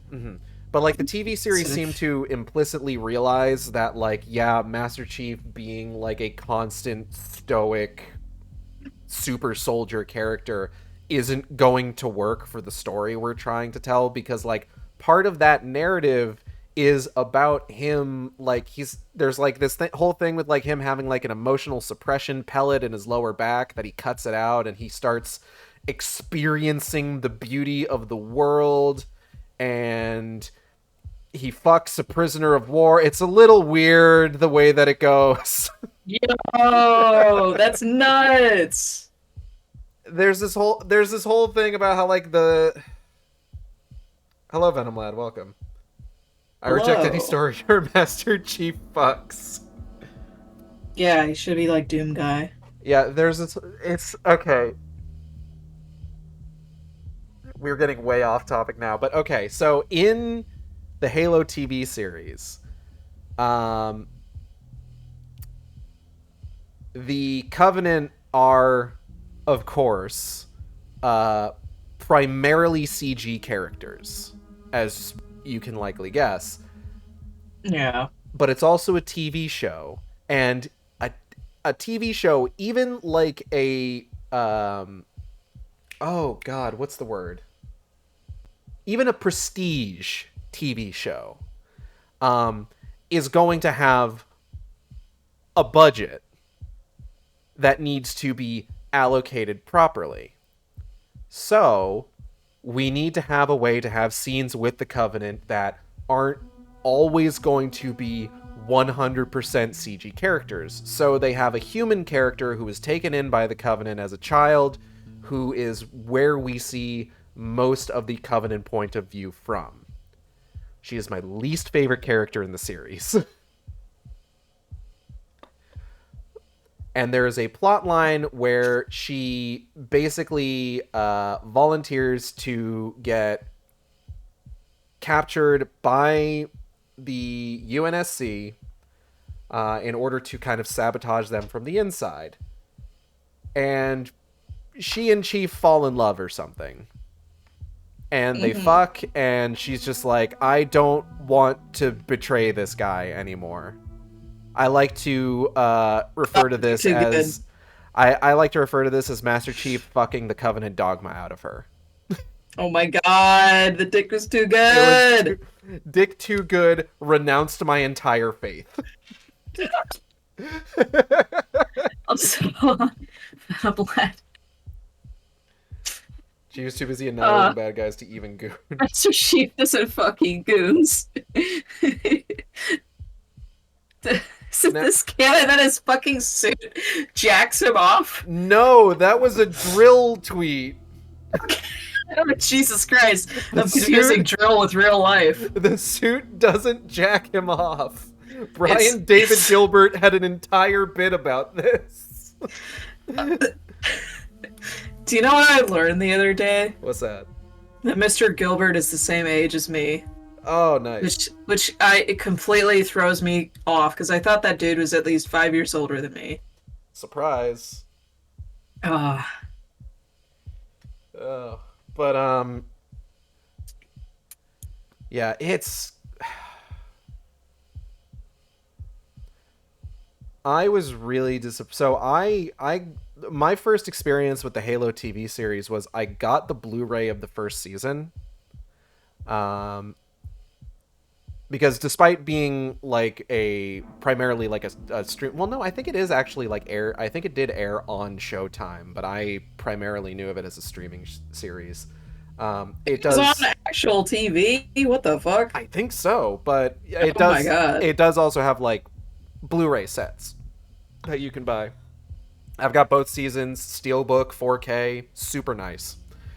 I loved watching through the special features of the first season because they get really deep into like the craft of like creating like the props, the special effects. There's this whole thing where like there are certain aliens in season 1, like certain members of the Covenant that actually are primarily practical effects, with the only real heavy CG work being their face. So they're like shit. present in the scene for like the for like this human member of the Covenant to actually act off of. Okay, good. Instead of it's- just a tennis ball on the end of a stick. Right, and then like they show off like, hey, here's like how we like did a lot of like the Covenant stuff like in like big battle scenes, and they've got like the dudes in mocap suits on stilts, and it's just like, you know, despite the fact that they get like digitally replaced afterwards, they're physical people in the scene. So that like when you've got like the actors playing the Spartans like moving like through these battlefields, they're moving against like physical people in the scene, even if like I said, afterwards they're going to be almost completely digitally replaced. And it's just it's super neat seeing a lot of this. And then I got season 2, and season 2 doesn't have nearly as much deep dives into like the craft of the special effects. There's not anything about how like, oh, there were certain like Covenant aliens that were like physical. Like, no, every single Covenant in season 2 is a CG character. And it's so much more bare bones. Like the most information that like you get in the season 2 Blu-rays is they've got those things where it's like they've got like the recap show that you're supposed to watch like after each episode, where they do like interviews with like actors. It's essentially like podcasts as advertising for the thing you're already watching. Yeah. Which I don't mind those necessarily. Like I've watched some of them. Like I watched the entire like run of those for like Peacemaker season 1. Yes. And in part because like, you know, I'll watch anything with Fiona Nova and Ify Nwadiwe in it.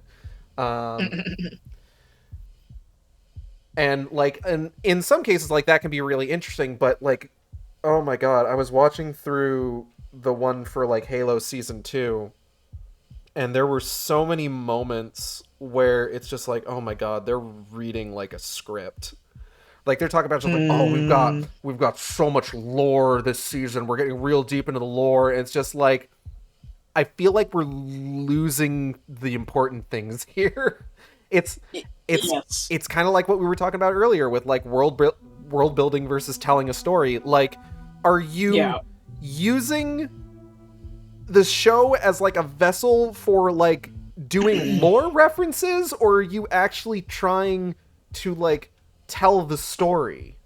Like, what is like, I don't care. Like, it's, I like, listen, I'll clap when I see it. I'll clap when I see it all the goddamn time. I love clapping when I see it, you know? But at the same time, it's just like, I'm also here to like see the story unfold. And like Halo Season 2 actually does get pretty good, especially like in the back half of it. Like when shit starts getting real. It cannot be enjoyable to fans to just have somebody, as you say, dumping lore and facts.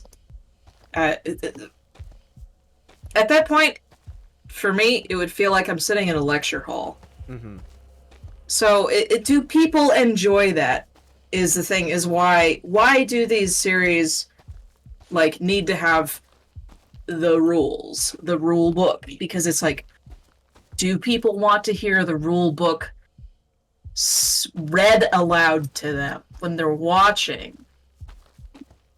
Yeah, like if I gave a shit about that, I have the official Halo encyclopedia downstairs on my bookshelves right now. I could just crack that open and turn to a random page.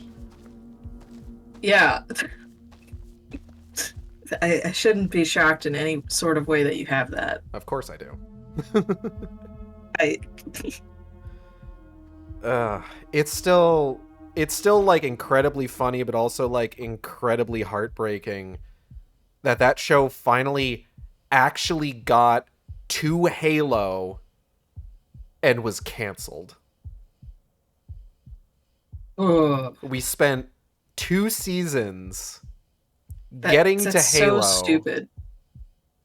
And we're not getting a third.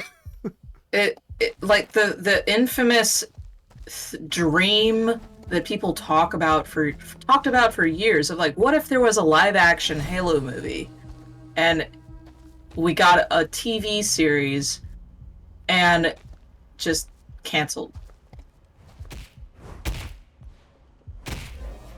So it's like, okay, we have a new adaptation of these things.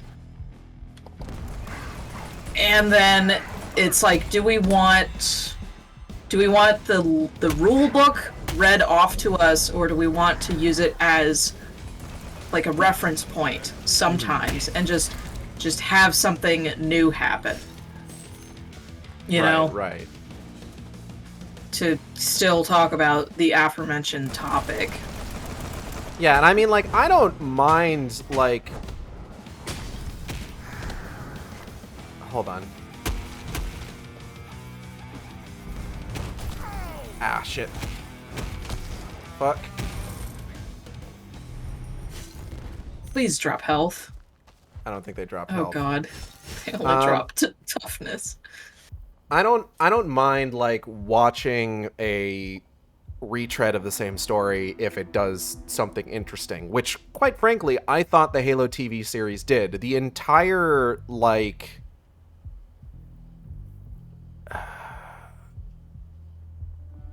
Okay. I'm gonna need to get into Halo lore. Alright, so... And put your helmet on. Not even, like... surface level Halo lore. I'm gonna need to get into sort of like talking about how Halo as a story evolved over time with how it treated like themes and elements of its plot. So we're gonna get in there. So all right.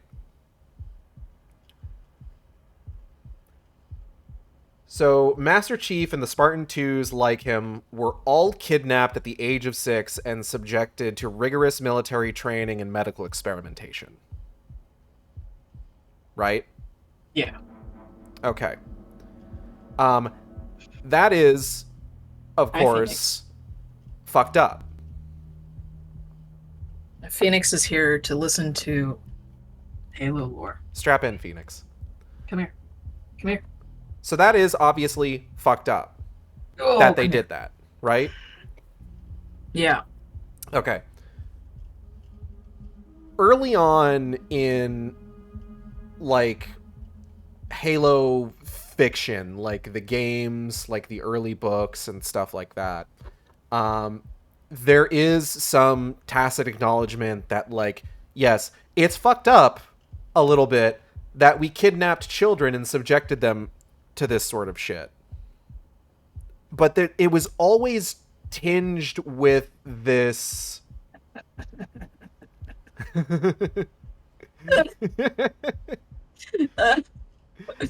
God damn it. It's always tinged with this, like, caveat that just, like, yes, it sucks that we did this, but it turned out to be exactly what we needed in order to fight back against the Covenant. So, in the grand scheme of things, it's probably fine. And that was just how that was up until, like, I want to say Bungie left the scene and 343i took over. Mm-hmm. So once Bungie was split off from Microsoft and the reins for the series were handed to other teams, the sort of general attitude towards, like, the origin of, like, the Spartans and everything shifted. Where, like, now, because circa, like, Halo First Strike, Halo Ghosts of Onyx, the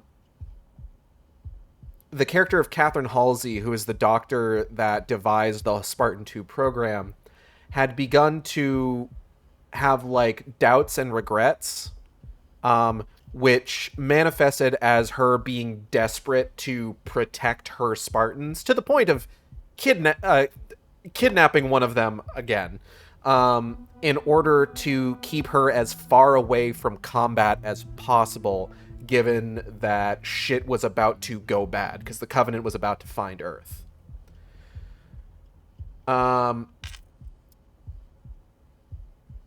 So fast forward to, like, Halo 4 and beyond, and we are starting to get this differing attitude, like, through Halo 4, through the Glasslands trilogy of books. The attitude towards Catherine Halsey, towards what they did for the Spartan 2 program and all of that, shifts. And Halsey is seen as more of, like, kind of this, I don't want to say villainous, but, like, there's less of that, like, oh, well, it turned out this is what we needed in the end anyway, so it's fine, and and something more along the lines of, like, hey, it's kind of fucked up that you did this, and it still isn't okay even now. Right? Mm. Which I am noticing that there is a seam between, like, the mist textures at the base of this pillar.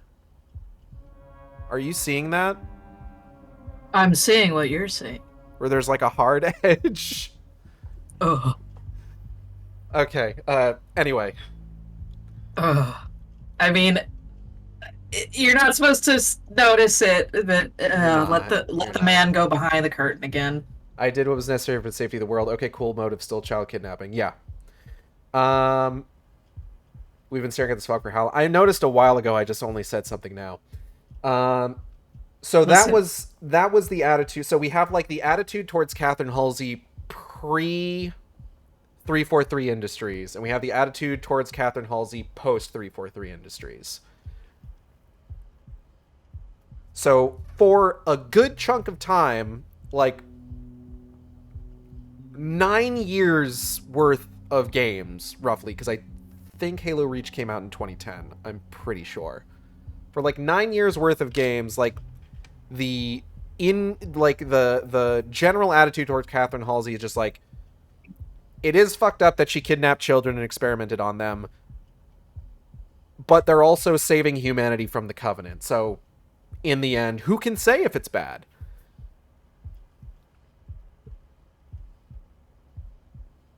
Now, there is merit to making a new version of the Halo storyline where, hey, maybe we take that later attitude and just kind of start with that. Let's take that as our square one. Where it's just like in the Halo TV series, like I said, there's the whole subplot with like Master Chief kind of like relearning to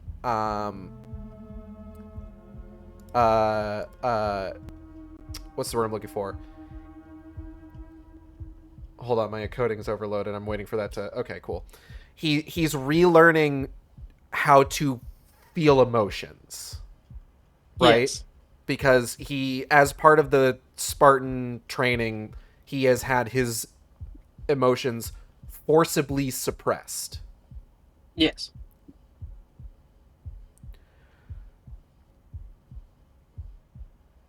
So as part of that process of relearning his emotions, he is also coming to terms with the fact that, hey, he was kidnapped from his family. There were horrible things done to him as a literal child to turn him into this cold, unfeeling super soldier.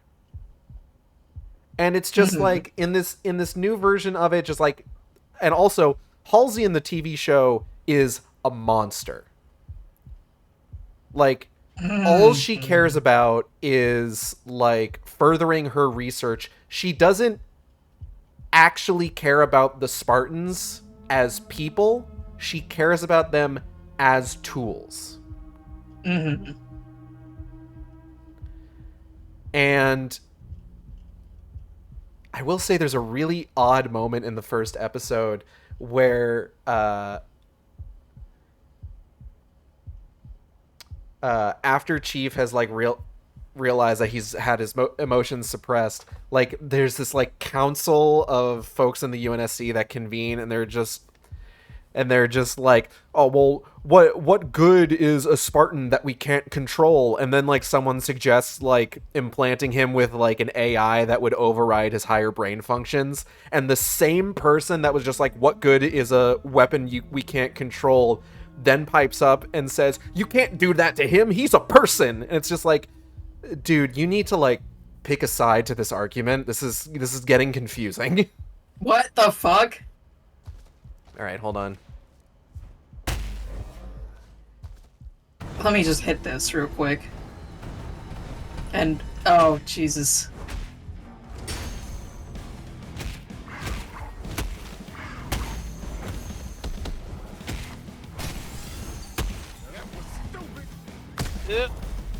Okay, what's this guy got for me?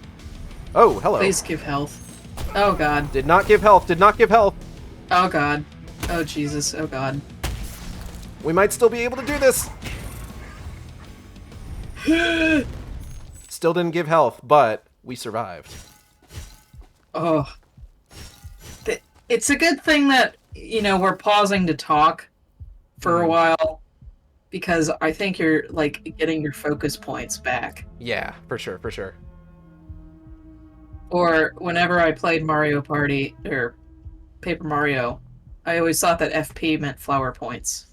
Is that Or flower power. No, it means focus points, because that's your special ability counter, and it's like, oh, what do you mean it doesn't mean flower power? It's literally represented by a flower. That's less fun. No, it's focus points. I'm sorry. But yeah, like I've always been of the mind that like if I'm okay with like adaptations of things that like kind of do something new, just like as long as it's interesting, you know, as long as you do something new and it's interesting. Do something new. Use the existing material, and not just like completely say fuck you to the existing material, and don't just like read the encyclopedia back to us. Yeah. And yeah, like respect for like what came before obviously is like super important. Like I've actually like I've talked about that sort of thing before, where it's just like Oh, I have a good example of this being done poorly, actually. One of the things that always bothered me about like the Terminator series is how many of them just how many entries in the Terminator series just like completely like I like Dark Fate, but like both Genesis and Dark Fate are just like, yeah, Terminator 3 and Salvation didn't happen. We're the true sequel to Terminator 2, and it's just like, oh my god, they okay, guys, they retconned the movies that nobody liked. That Are you bothers me. saying that's what they did? Yes. Well. And that bothers me, quite honestly, because it's just like, yeah, those movies weren't necessarily good, but it's just like, it feels weird. You know? Like, even going back to something I mentioned before, even like the X-Men movies that nobody liked still get referenced or have like consequences for other movies released. Like the Wolverine takes place after the events of X-Men The Last Stand, where it's just like Wolverine is living depressed and like PTSD ridden in a cave because he killed Jean Grey at the end of The Last Stand, like that sort of thing. Yeah. So what's your really good example of that? Okay, so because Part 2 of Warner Bros. Animation's brand new adaptation of The Watchmen just came out. Oh no. And I was at my boyfriend's, he was doing something, I was just like, oh, Part 2 is up. I didn't watch the whole fucking thing. I just like skimmed through it because I was just like, all they did was essentially read the encyclopedia back to us in a very boring ass way. They wouldn't even let Rorschach be homophobic. I didn't even, if that was in this goddamn brand new adaptation, I don't remember, or I didn't see that part because I was skimming. They did apparently like sand off some of the rougher edges of the original, oh my including god, I guess not making Rorschach a bigot, which is kind of odd considering that like he's an anti-hero. He's, oh my fucking god, that's so stupid. It sounds weird to say. It is actually really important to Rorschach's character that he is an asshole. Yes! The whole point of Watchmen is... no one is up on a fucking pedestal in that series, but... Okay, fucking Warner Bros. Jesus. That's why I asked earlier, like, okay, who owns Lord of the Rings Rohirrim War? Because I was like, okay, Warner Bros. Is putting out quite a lot of things lately that are just questionable amounts of quality. Yeah. Such as, clearly the people who worked on this new Watchmen adaptation split into 2 parts. Like, clearly they can fucking animate. Clearly they're good at their job. Isn't it CG animated though? I remember seeing like clips from it. I'm just like, I don't know if I like that. It's both. It's CG. It's cell shaded, with the clever outlines to make it look like the comic book. But it's like that's a one point of they're not really adding anything new by copying the art style directly. Right, yeah. And oh my god, the the voice acting was not good as well. Rorschach didn't sound gross and gritty in anything. Oh no. It's making the fucking 2009 movie look phenomenal. I was gonna ask which is better. Making me fucking prefer that performance. Unfucking believable. Okay, Like, I mean, to be fair, Rorschach's actor in the 2009 movie did a really good job. oh my god, Jackie Earle Haley's great. He's killed it, quite frankly. Like, I don't generally have like any sort of issues with like casting in that movie necessarily. No. But like I have an issue with the voice direction as well for this adaptation of Watchmen, because it's just Warner Bros. Like reaching its tentacles out and being like, we will adapt this and we'll make a new thing of that. And this happening like in succession after they, like, noticeably this happening after they, like, what the fuck did they canceled a short for Scoob that was completely finished. I think it was like a full sequel movie. It was a full. I think it was, actually, now that I think about it. Yep. But it was a completely finished like CGI film for Scoob, and they shelved it, and then they shelved the entire. Batgirl. That. Oh. 1, 2, Coyote 3. versus Acme. Yeah. And it's like, okay, Scoob came out in 2020. Warner Bros. Has been doing quite a few things in the past 4 years. So, of questionable quality. Yeah. So I'm just like, what the fuck is happening? David Zaslav. I don't know, because like these things, animated films are in production for up to like 5 or 6 years before they come out. So, I mean, in 2020, that is when they, like,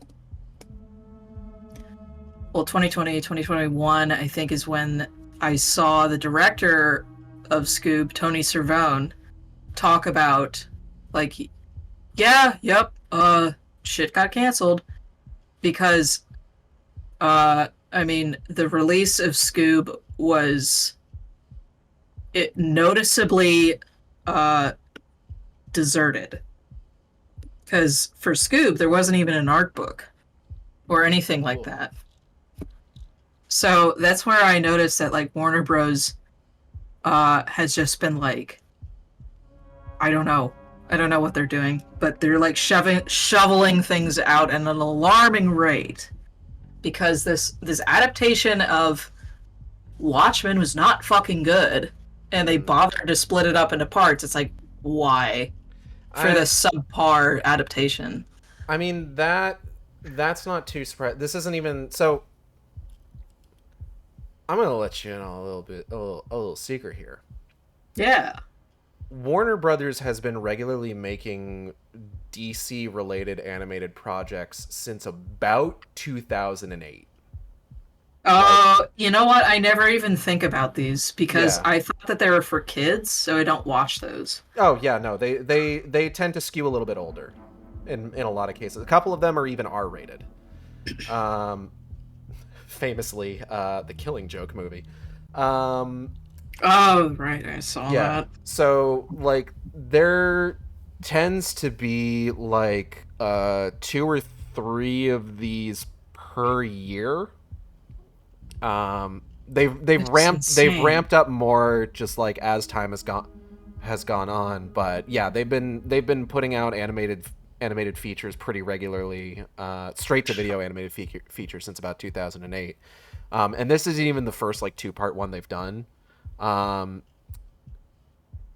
Dark Knight Returns animated adaptation was 2 parts. There was the Death of Superman and Reign of the Supermen. That was a 2-part, essentially a 2-parter. They did a 2-part adaptation of Batman: The Long Halloween. In a lot of cases, they will then release a version that is just the full story in one movie. And I mean, they're not necessarily always bad. Like, I remember the Death of Superman and Reign of the Superman, I remember being pretty fun. A pretty fun pair of movies. Dark Knight Returns, I mean, it's an animated adaptation of Dark Knight Returns. Like, it's a Frank Miller comic. You kind of know what to expect. Peter Weller was Batman in that one, actually.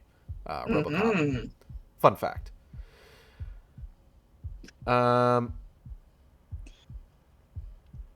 then yeah, like I said, these movies, they still kind of run the gamut in terms of like quality. Like, obviously the Killing Joke movie famously was pretty bad, though mostly for the weird like first half of it that is like entirely original, where Batgirl fucks Batman on a rooftop.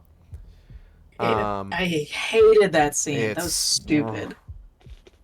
I think that's just a ship that Bruce Timm has been trying to make happen for years, because I remember there were hints of that in Batman the Animated Series as well. But like then you also get shit like Batman Phoenix. Under the Red Hood. Phoenix. No. You also get shit like Batman Under the Red Hood, which is maybe one of the best Batman movies I think I've ever seen. Yeah. And then they have a pair of Gotham by Gaslight movies, which are like the Victorian era Batman setting.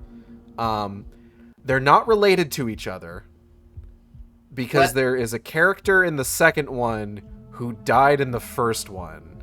So I think they are entirely distinct, separate stories. But I know that the second one that came out is actually based on a Mignola story. Yeah. Well, I thought he like either wrote or drew Gotham by Gaslight, or did the cover. I don't know specifically what he's worked on with regards to Gotham by Gaslight. Because I remember that title only because he's involved with it. Yeah.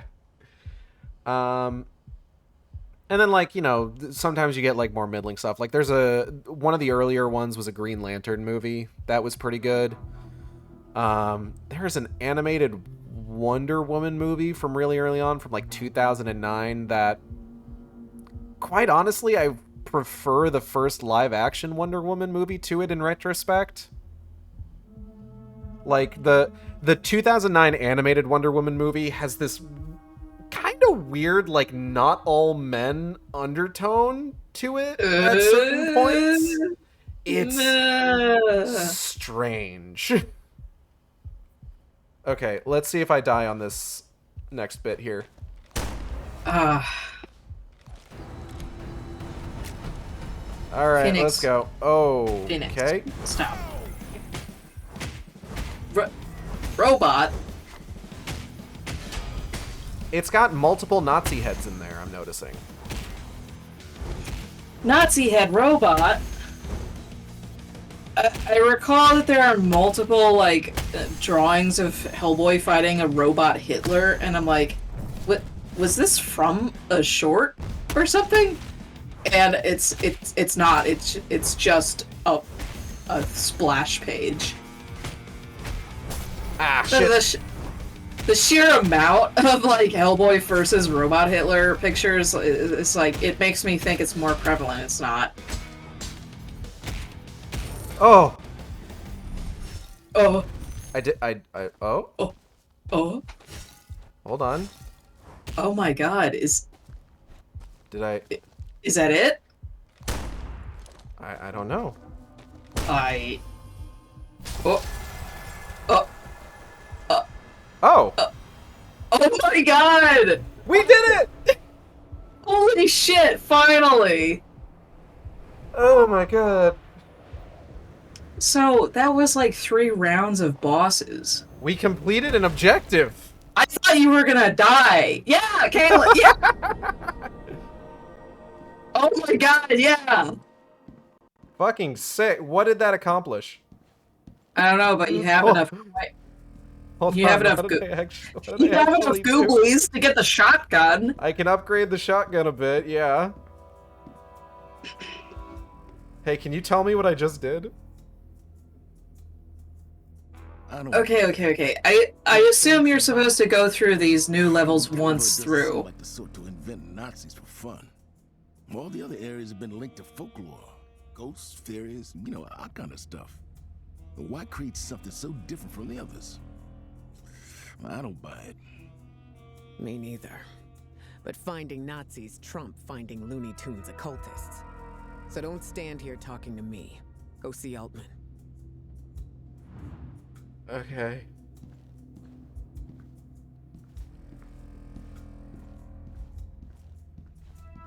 Okay, I'm trying to figure out. Okay, that's a different Because- color now. Okay, you mentioned the multi-release animated movies Yeah. for DC properties. So, I mean, obviously it's distributed by Warner Bros., but it's not produced. Wait, It's Warner Brothers Animation. it's Warner Bros. Animation. Okay. Well, hold on a second. Did 'Cause this just say that 'cause you it have to stopped in remember- 2024? You have to remember, Warner Brothers owns DC. Yeah. Okay, hold on. From 2013 to 2024, the DCAMU was a subset of this series. Blah blah blah blah blah. Oh, okay. I know what you're referring to. All right, so Wait. there are a few instances within that like vast release of movies where they actually had like their own kind of internal cinematic universe. Mm-hmm. So like there was one where, hold on, I'm gonna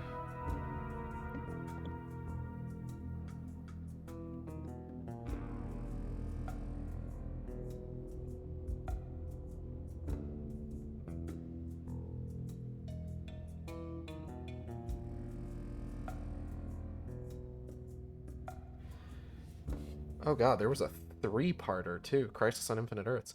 So there was the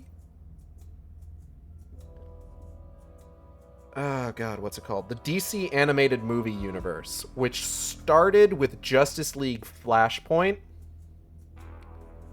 and ended with a Constantine short. What was that called? Hmm.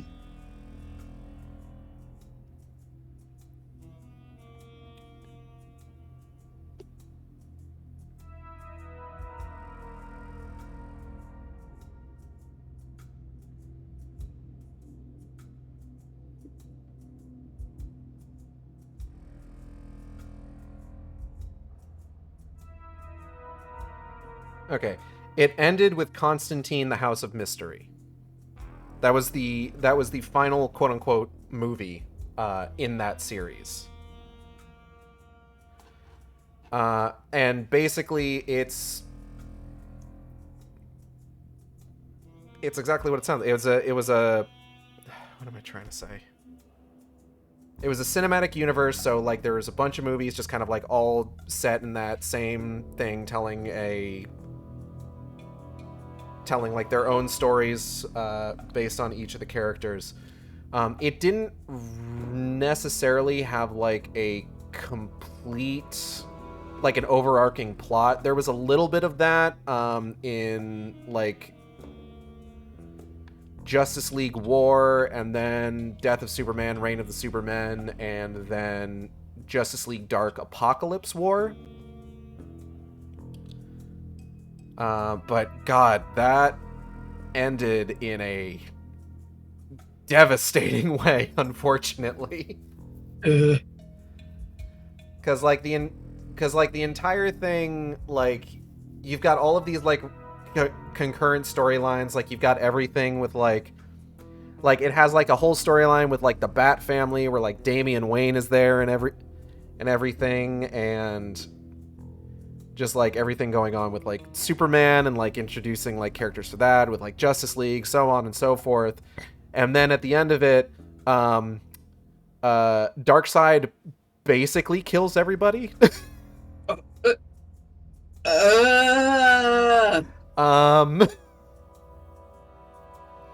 And ultimately what happens is they're just like, hey, this entire like current timeline was created when the Flash attempted to go back in time to stop the death of his mother all the way back in Justice League Flashpoint. We're going to need to have Flash go back in time again and undo him doing that in the first place so that none of this ever actually happens. I'm gonna lose it. And then after that, Constantine gets trapped in the House of Mystery and is constantly killed over and over and over again by the people that he loves. And it turns out that the Spectre had put him there to spare him the wrath of the universe that he caused pain to through having Flash reset the timeline again. So now, because he has rejected, he has both consciously and subconsciously rejected the mercy that the Spectre has shown him, he is now going to have his immortal soul tortured for all eternity by the sentient universe. What the It's rough. Dude. Well, bringing this up, I'm like, okay, so are their main releases just animated by a different part of Warner Bros. Animation house? And there's like one part that's handling these DCAMU things, and another that's handling like what would have been like standalone stories? Yeah, like the Wile E. Coyote movie, etc., etc. Oh, so, okay. Because, like, the Watchmen thing is standalone. Yes, so...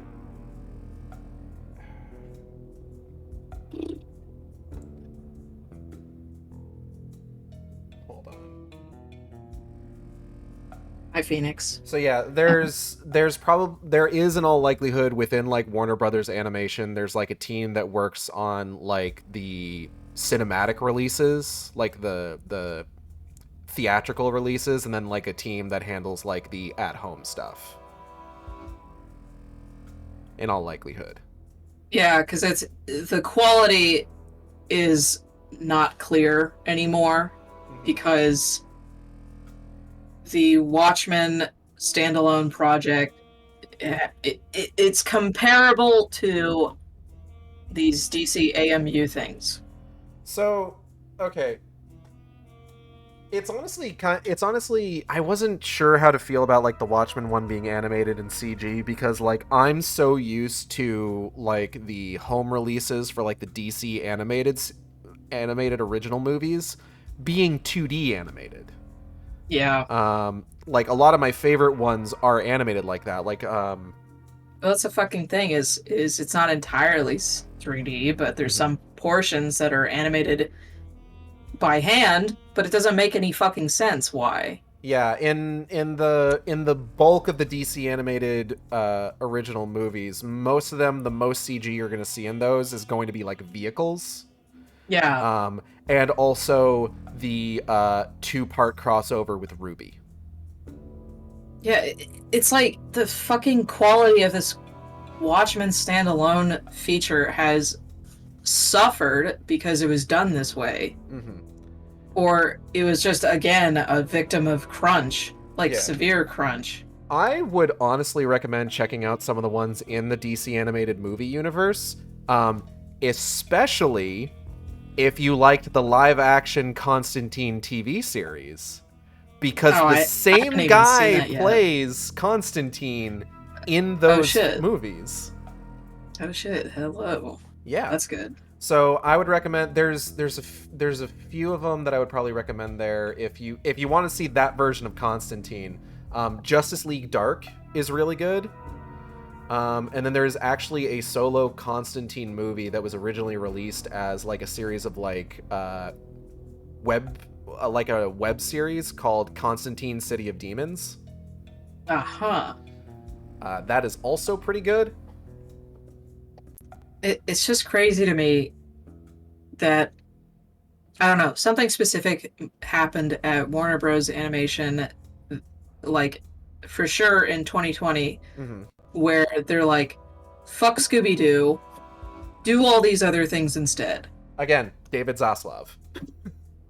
Jesus Christ. Like, I feel like I don't remember what precise day in 2020 that was, but... Yeah, I feel like it's been pretty well established at this point that, like, a lot of these, like, shuttering, like, the Scoob sequel, shuttering the Batgirl movie, shuttering Acme versus Coyote versus Acme was all done for, like, tax write-offs. I believe, like, it had something to do with, like, the Warner Brothers Discovery merger and, like, that not having, like, the monetary effect they were hoping for. It's, like, the same sort of shit that made them, like, rename HBO Max to just Max and then start taking down, like, Cartoon Network animated series off of that, closing the Cartoon Network building. All that sort of weird shit that they've been doing that, like, I don't know. Some deal must have, like, fucking fallen through. Like, do you remember, like, there was the time, like, God, what was it? Embracer Group went around buying up, like, a bunch of video game studios because they thought they had, like, this deal with, like, some company in Saudi Arabia on lock that they were going to get, like, bought up and get all this money to... So they were going around, like, buying game studios with money they didn't fucking have. And then when the deal fell through, they just shuttered a bunch of them. I don't know. Like, the conspiratorial-minded person deep in my soul, like... sees this shit and screams like this is like a concerted effort to depreciate art. But at the same time, like... I wouldn't disagree. At the same time, it's just like... what if it's just all about money in the end? Because, like, realistic... Like, in either case, it super sucks. And it should be stopped. But it's just like there's an Occam's razor to all of this where it's just like there's a conspiratorial side of this where it feels like, is this a concerted effort by like people at the top of these companies to depreciate the value of art over time versus they're all a bunch of soulless ghouls who just want more money? Well, who can say? The pessimist in me would say some things that need to be censored. Can you imagine what this place could do for cheap travel? You went to Italy. Not exactly. And there were skeletons. There's always skeletons in Italy. Trust me, That's true. This could be a gold mine.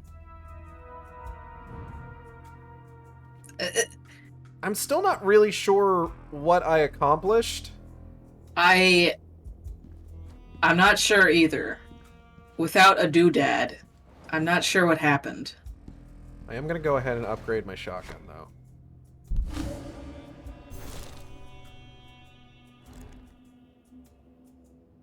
Try again, give up, call Luigi. Oh. Yeah. Yeah. Deny, defend, depose? What? Who said that? Well, let's see. In the level that you just completed, you did destroy the Nazi hate machine that is fueling the things going on. So I think you have to still do that everywhere else. I guess that's what I did. I'm really not 100% certain, honestly. Like, I broke... As we learned in the plot reveal, it was Nazis all along. So when you destroyed the Nazis, I think the plot might advance. Maybe. I don't know. I punched a machine and it blew up and I got sent back here. I'm not really 100% certain what I did. I think we know just as much as Hellboy knows. This is just par for the course. Yeah, that's true. When you kill Nazis, the plot advances. That's just how life works. Truly life lessons from Hellboy. This is all he has to tell us. Oh, boy. Okay, so... Well, you've only done that in one area so far, because you were... The last time you were stuck on the second round of the first area. Yeah. So I have to wonder now if, like, that one was just easier. Maybe. So perhaps the shotgun will help. Or maybe talking about Halo lore made me stronger. Well, this time we were talking about Archie's Sonic lore, so maybe that didn't power you up enough. I got nerfed talking about Archie Sonic, but talking about Halo gives me a buff, clearly. Oh, boy. Made you stronger. Made me weaker and lose brain cells. Well, So does that mean that Archie Sonic lore is off the table until this game is done? well, if I'm being honest, I don't know that I'm exactly like chomping at the bit to rush back into the Wyrd, Yeah. if I'm being realistic. So I think just with how like touch and go a lot of like the fights towards the end of that last run were like, especially with like how low I was on health for some of it. Way too low. I don't know if I am particularly looking to continue this playthrough, unfortunately. Like, this game has been interesting. Like, I will give it that. Like, Yeah. the whole, like, you know, just, like, the early game, just kind of, like, learning about what we were dealing with, and then, like, going through each of the worlds, like, really kind of taking in, like, the aesthetic, the scenery, the enemy designs, and then, you know, that whole, like, twist at the end of that first run of levels where it's just like, oh shit, Nazis are here.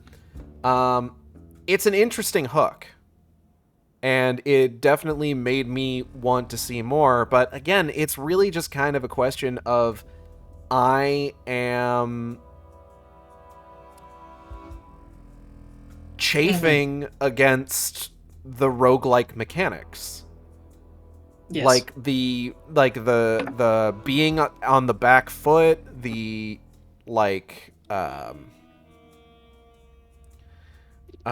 getting decimated and then being sent all the way back to the beginning. It's Jesus. It's rough. It's rough in a way that I don't have fun with when it happens. Like, I'll give the game this. We did complete an objective today, and it didn't crash.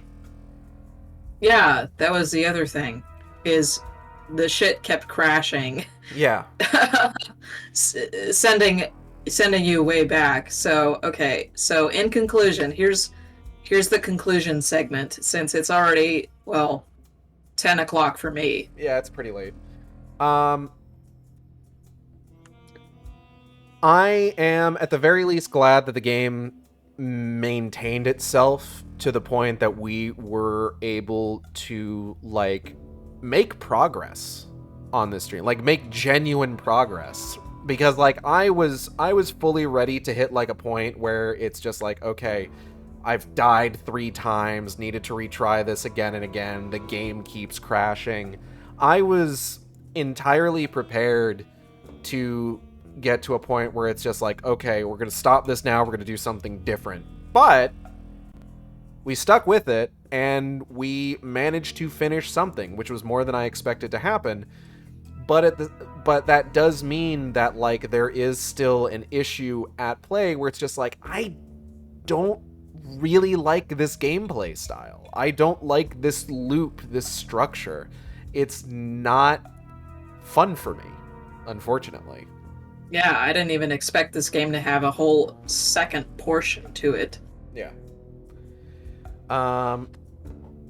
So I do think that I kind of feel like the camera being up Hellboy's ass doesn't help. There were a lot of times where I was just fighting with the camera, admittedly, yeah. So I will say that I'm thinking that this is probably going to be the last Web of Wyrd stream, at least for right now. Maybe we'll come back to it sometime in the future, but I would say that for right now, this is in all likelihood the last one. Oh yes. And just like starting next week, I'll probably pivot to Shadow of Mordor for Wednesdays. Now, unless there's a Web of Wyrd sequel at some point. Which probably won't happen. Probably. Probably not. I think if there was one, I mean, it'd clearly be the better one. They would be able to take what they learned. Oh yeah, quality of life improvements and everything. Mm-hmm. Like, they'll probably find this stream and listen to it. Maybe. I think it'd be. I don't know how many people there are out there like making Web of Wyrd content. Probably not a whole lot after this long after release. Yeah, no, not at all. Unless it's us. Unless it's us. Like hardcore fans. Yeah, like as much as like I said, I chafe against this particular gameplay loop. Like, there's a lot to like about this game. Lance Reddick, God rest his soul, fantastic turn as the voice of Hellboy. Yeah, he's amazing. Visually, game looks great. I would imagine on a system with higher processing power, I would get those like higher resolution textures on character models probably a little bit more consistently. No, that's the fun part. Is the dorky low res model. Low res models, yeah. It's so fucking true to comic book. Mm-hmm. I would say that aesthetic. Oh, hi, Phoenix. Suddenly, Phoenix.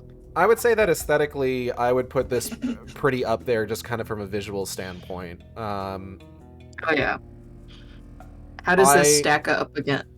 So, how does this gameplay stack up against our other clunky favorite, Asylum Seeker? Better than Asylum Seeker. Not quite as good as Science of Evil, though. However, both this and Asylum Seeker, coincidentally, had missing floor textures. Which is buck wild. That's insane. The exact same glitch. Absolutely wild to think that the movie tie-in game has been the most stable of any of the Hellboy games that we've played on stream. Yeah, I still can't believe how like good that game was. That game was actually pretty fun, looking back on it. So, yeah, I would say so. Like, we started the stream talking about like where is this going to stack up on the spectrum of Hellboy games? Is it going to be the best ever? Is it going to be the worst ever? Is it going to be somewhere in the middle? Which are literally the only three positions it could hold at this time, considering only 3 games have come out for Hellboy. Yes. And I would say I would put this somewhere in the middle. I don't know, like. And I mean, like, maybe this is just because, like, I would say Asylum Seeker was just kind of a confusing, abysmal experience. Was not a good game. I would say funny, but it wasn't good. Yeah, no. Science of Evil was a very simple game. Like, it was just a beat 'em up. But, like, it was a very solid beat 'em up. Like, it was fine. It was a fine game. I had fun with it. Yes. And I mean, like, this game, like, beat 'em up mechanics, they're a little, they're simple, but they're clunky. And like, I mean, we got through that whole like first chapter of the game like fairly easily. Like, it wasn't really like a problem to get through. We managed it. But again, like, and I mean, like, this is maybe just kind of like a personal preference for me, but I think this not really being a style of game that I tend to like, it does kind of count against it for me, unfortunately. Which I don't know. Like, there's part of me that feels like that doesn't feel fair to say, where it's just like I am taking away points for the game being the thing that it set out to be. Or just like, yeah, it's a game that set out to be a roguelite, but also I don't like roguelites. Yeah, but you still made it this far. Mm-hmm. Most people probably just played the first area and quit before like beating the final boss. Mm-hmm. The thing it set out to be was a thing you did not like, and yet, yeah, I would still say, like, I don't like roguelites or roguelikes, but I did still have a pretty decent time with this game, all things considered. Yes. How are you feeling about it at the end of all this? I thought because this was an indie Hellboy game, it was going to be so much smaller and so much less complex. Because I don't expect huge things when someone announces there's a new Hellboy thing in this decade. Mm-hmm. So the fact that there's an entire like in this year of our shadow 2024. In this year of Shadow the Hedgehog CGI film appearance. This has like gone beyond my expectations. So I mean, I'll be watching like an LP to like see the ending of this game played by somebody who is far better at these things. Wow. Than Okay. you or me. Listen, you just described your low tolerance of this genre of game. True. And it's like, I also would not have the patience for this if I just said, oh, just parsec it over to me and let me do this. Because that would only be possible if my computer wasn't a potato. Mm-hmm. I'm going to watch an LP from someone better at video games. Take my comment out of context, Will. Why don't you? Okay, sure thing. No, that wasn't. Don't you make this a highlight? Damn it! Boy. But yeah, I think we're gonna call it there. Yes. Good place to call it. We're coming up on like the 3-hour mark here. So I want to take this opportunity to thank everybody for coming by the stream. I hope you all had a good time. I know I did. I'd like to thank Molly for joining me again. Thank you, Molly. You're welcome. Thanks everyone for coming by to freaking watch with us. We can watch it. And I'm sure I'll find an excuse to have you on again sometime in the future. Oh, absolutely. That fucking Legacy of Kain Soul Reaver remake is out. Probably pick that up. That seems right up our collective alley. If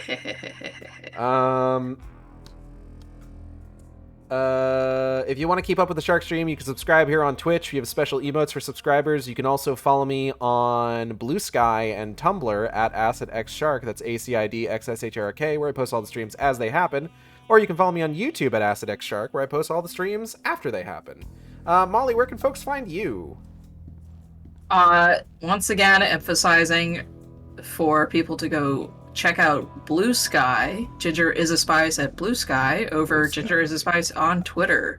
Because I am still posting on Twitter, but I'm not prioritizing it. I have abandoned Twitter entirely. Fuck that place. Yeah. Well, you know why I haven't is just because of the sheer like history and free access to everything I've ever posted. That's Right. that's what I want. Is I want people to be able to still access everything that exists for free, not behind a wall or anything. Mm-hmm. But still, Yeah. Blue Sky emphasis over Twitter. Mm-hmm. Mm-hmm. What else? Art for the stream.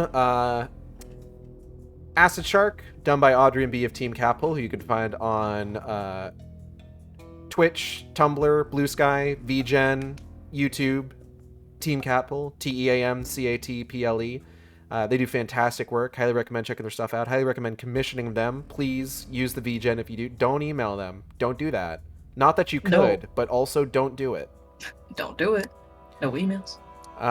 Molly did her art. I sure did.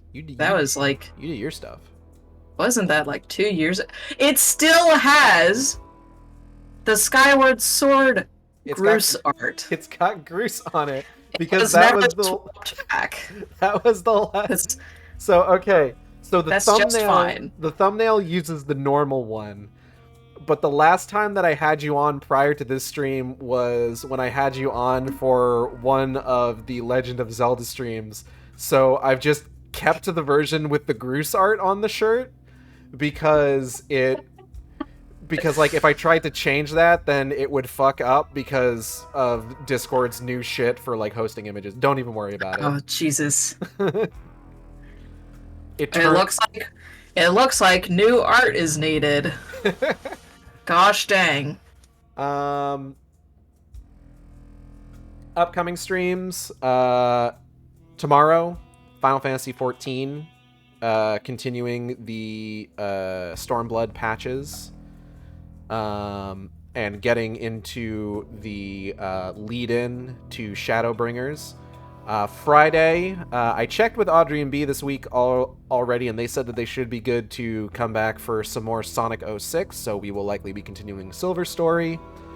I don't know if I'll be streaming on Saturday. If I do, it'll be Resident Evil Revelations. If not, then it won't be.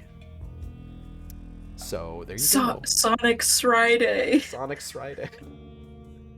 And then next Wednesday, Shadow of Mordor is what we will be playing.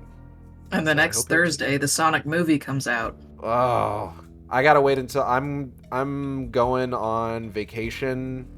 Oh, hell yeah. To Massachusetts to visit my family for Christmas, so I'm gonna have to wait until after I get back to see it. But no, take them with you. Well, we're gonna be trying to see it with Natalie's family, because Natalie's baby sister is very excited to see it. Yay! But early reviews seem promising. So yes. Fingers crossed that we get another verified Sonic banger. I believe in Shadow. I also believe in Shadow. I hope everyone tonight believes in Shadow. Raise your arms to the sky, give Shadow your power. So that he can blow up the moon. So that he can blow up the moon. Alright, anything else? I think that's it. Penny Lopi is streaming right now, so we're gonna go ahead and raid into Penny. Yeah. It is Penny's birthday, so be sure to wish Penny happy birthday when you get into her chat.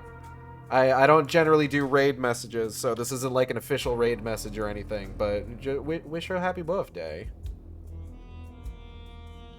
Hell yeah. My power only goes to Knuckles and Baps the Bat. That's not her name. Rouge the Bat, very popular on Blue Sky. You love to see it. I certainly love to see it.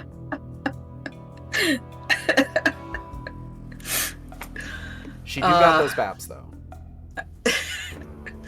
I know, I want to accentuate the joke, but I know we gotta go. Yeah, we gotta get out of here. All right, we'll see you next time on the Shark Stream. Same Shark time, same Shark channel. Take care, everybody. Bye-bye!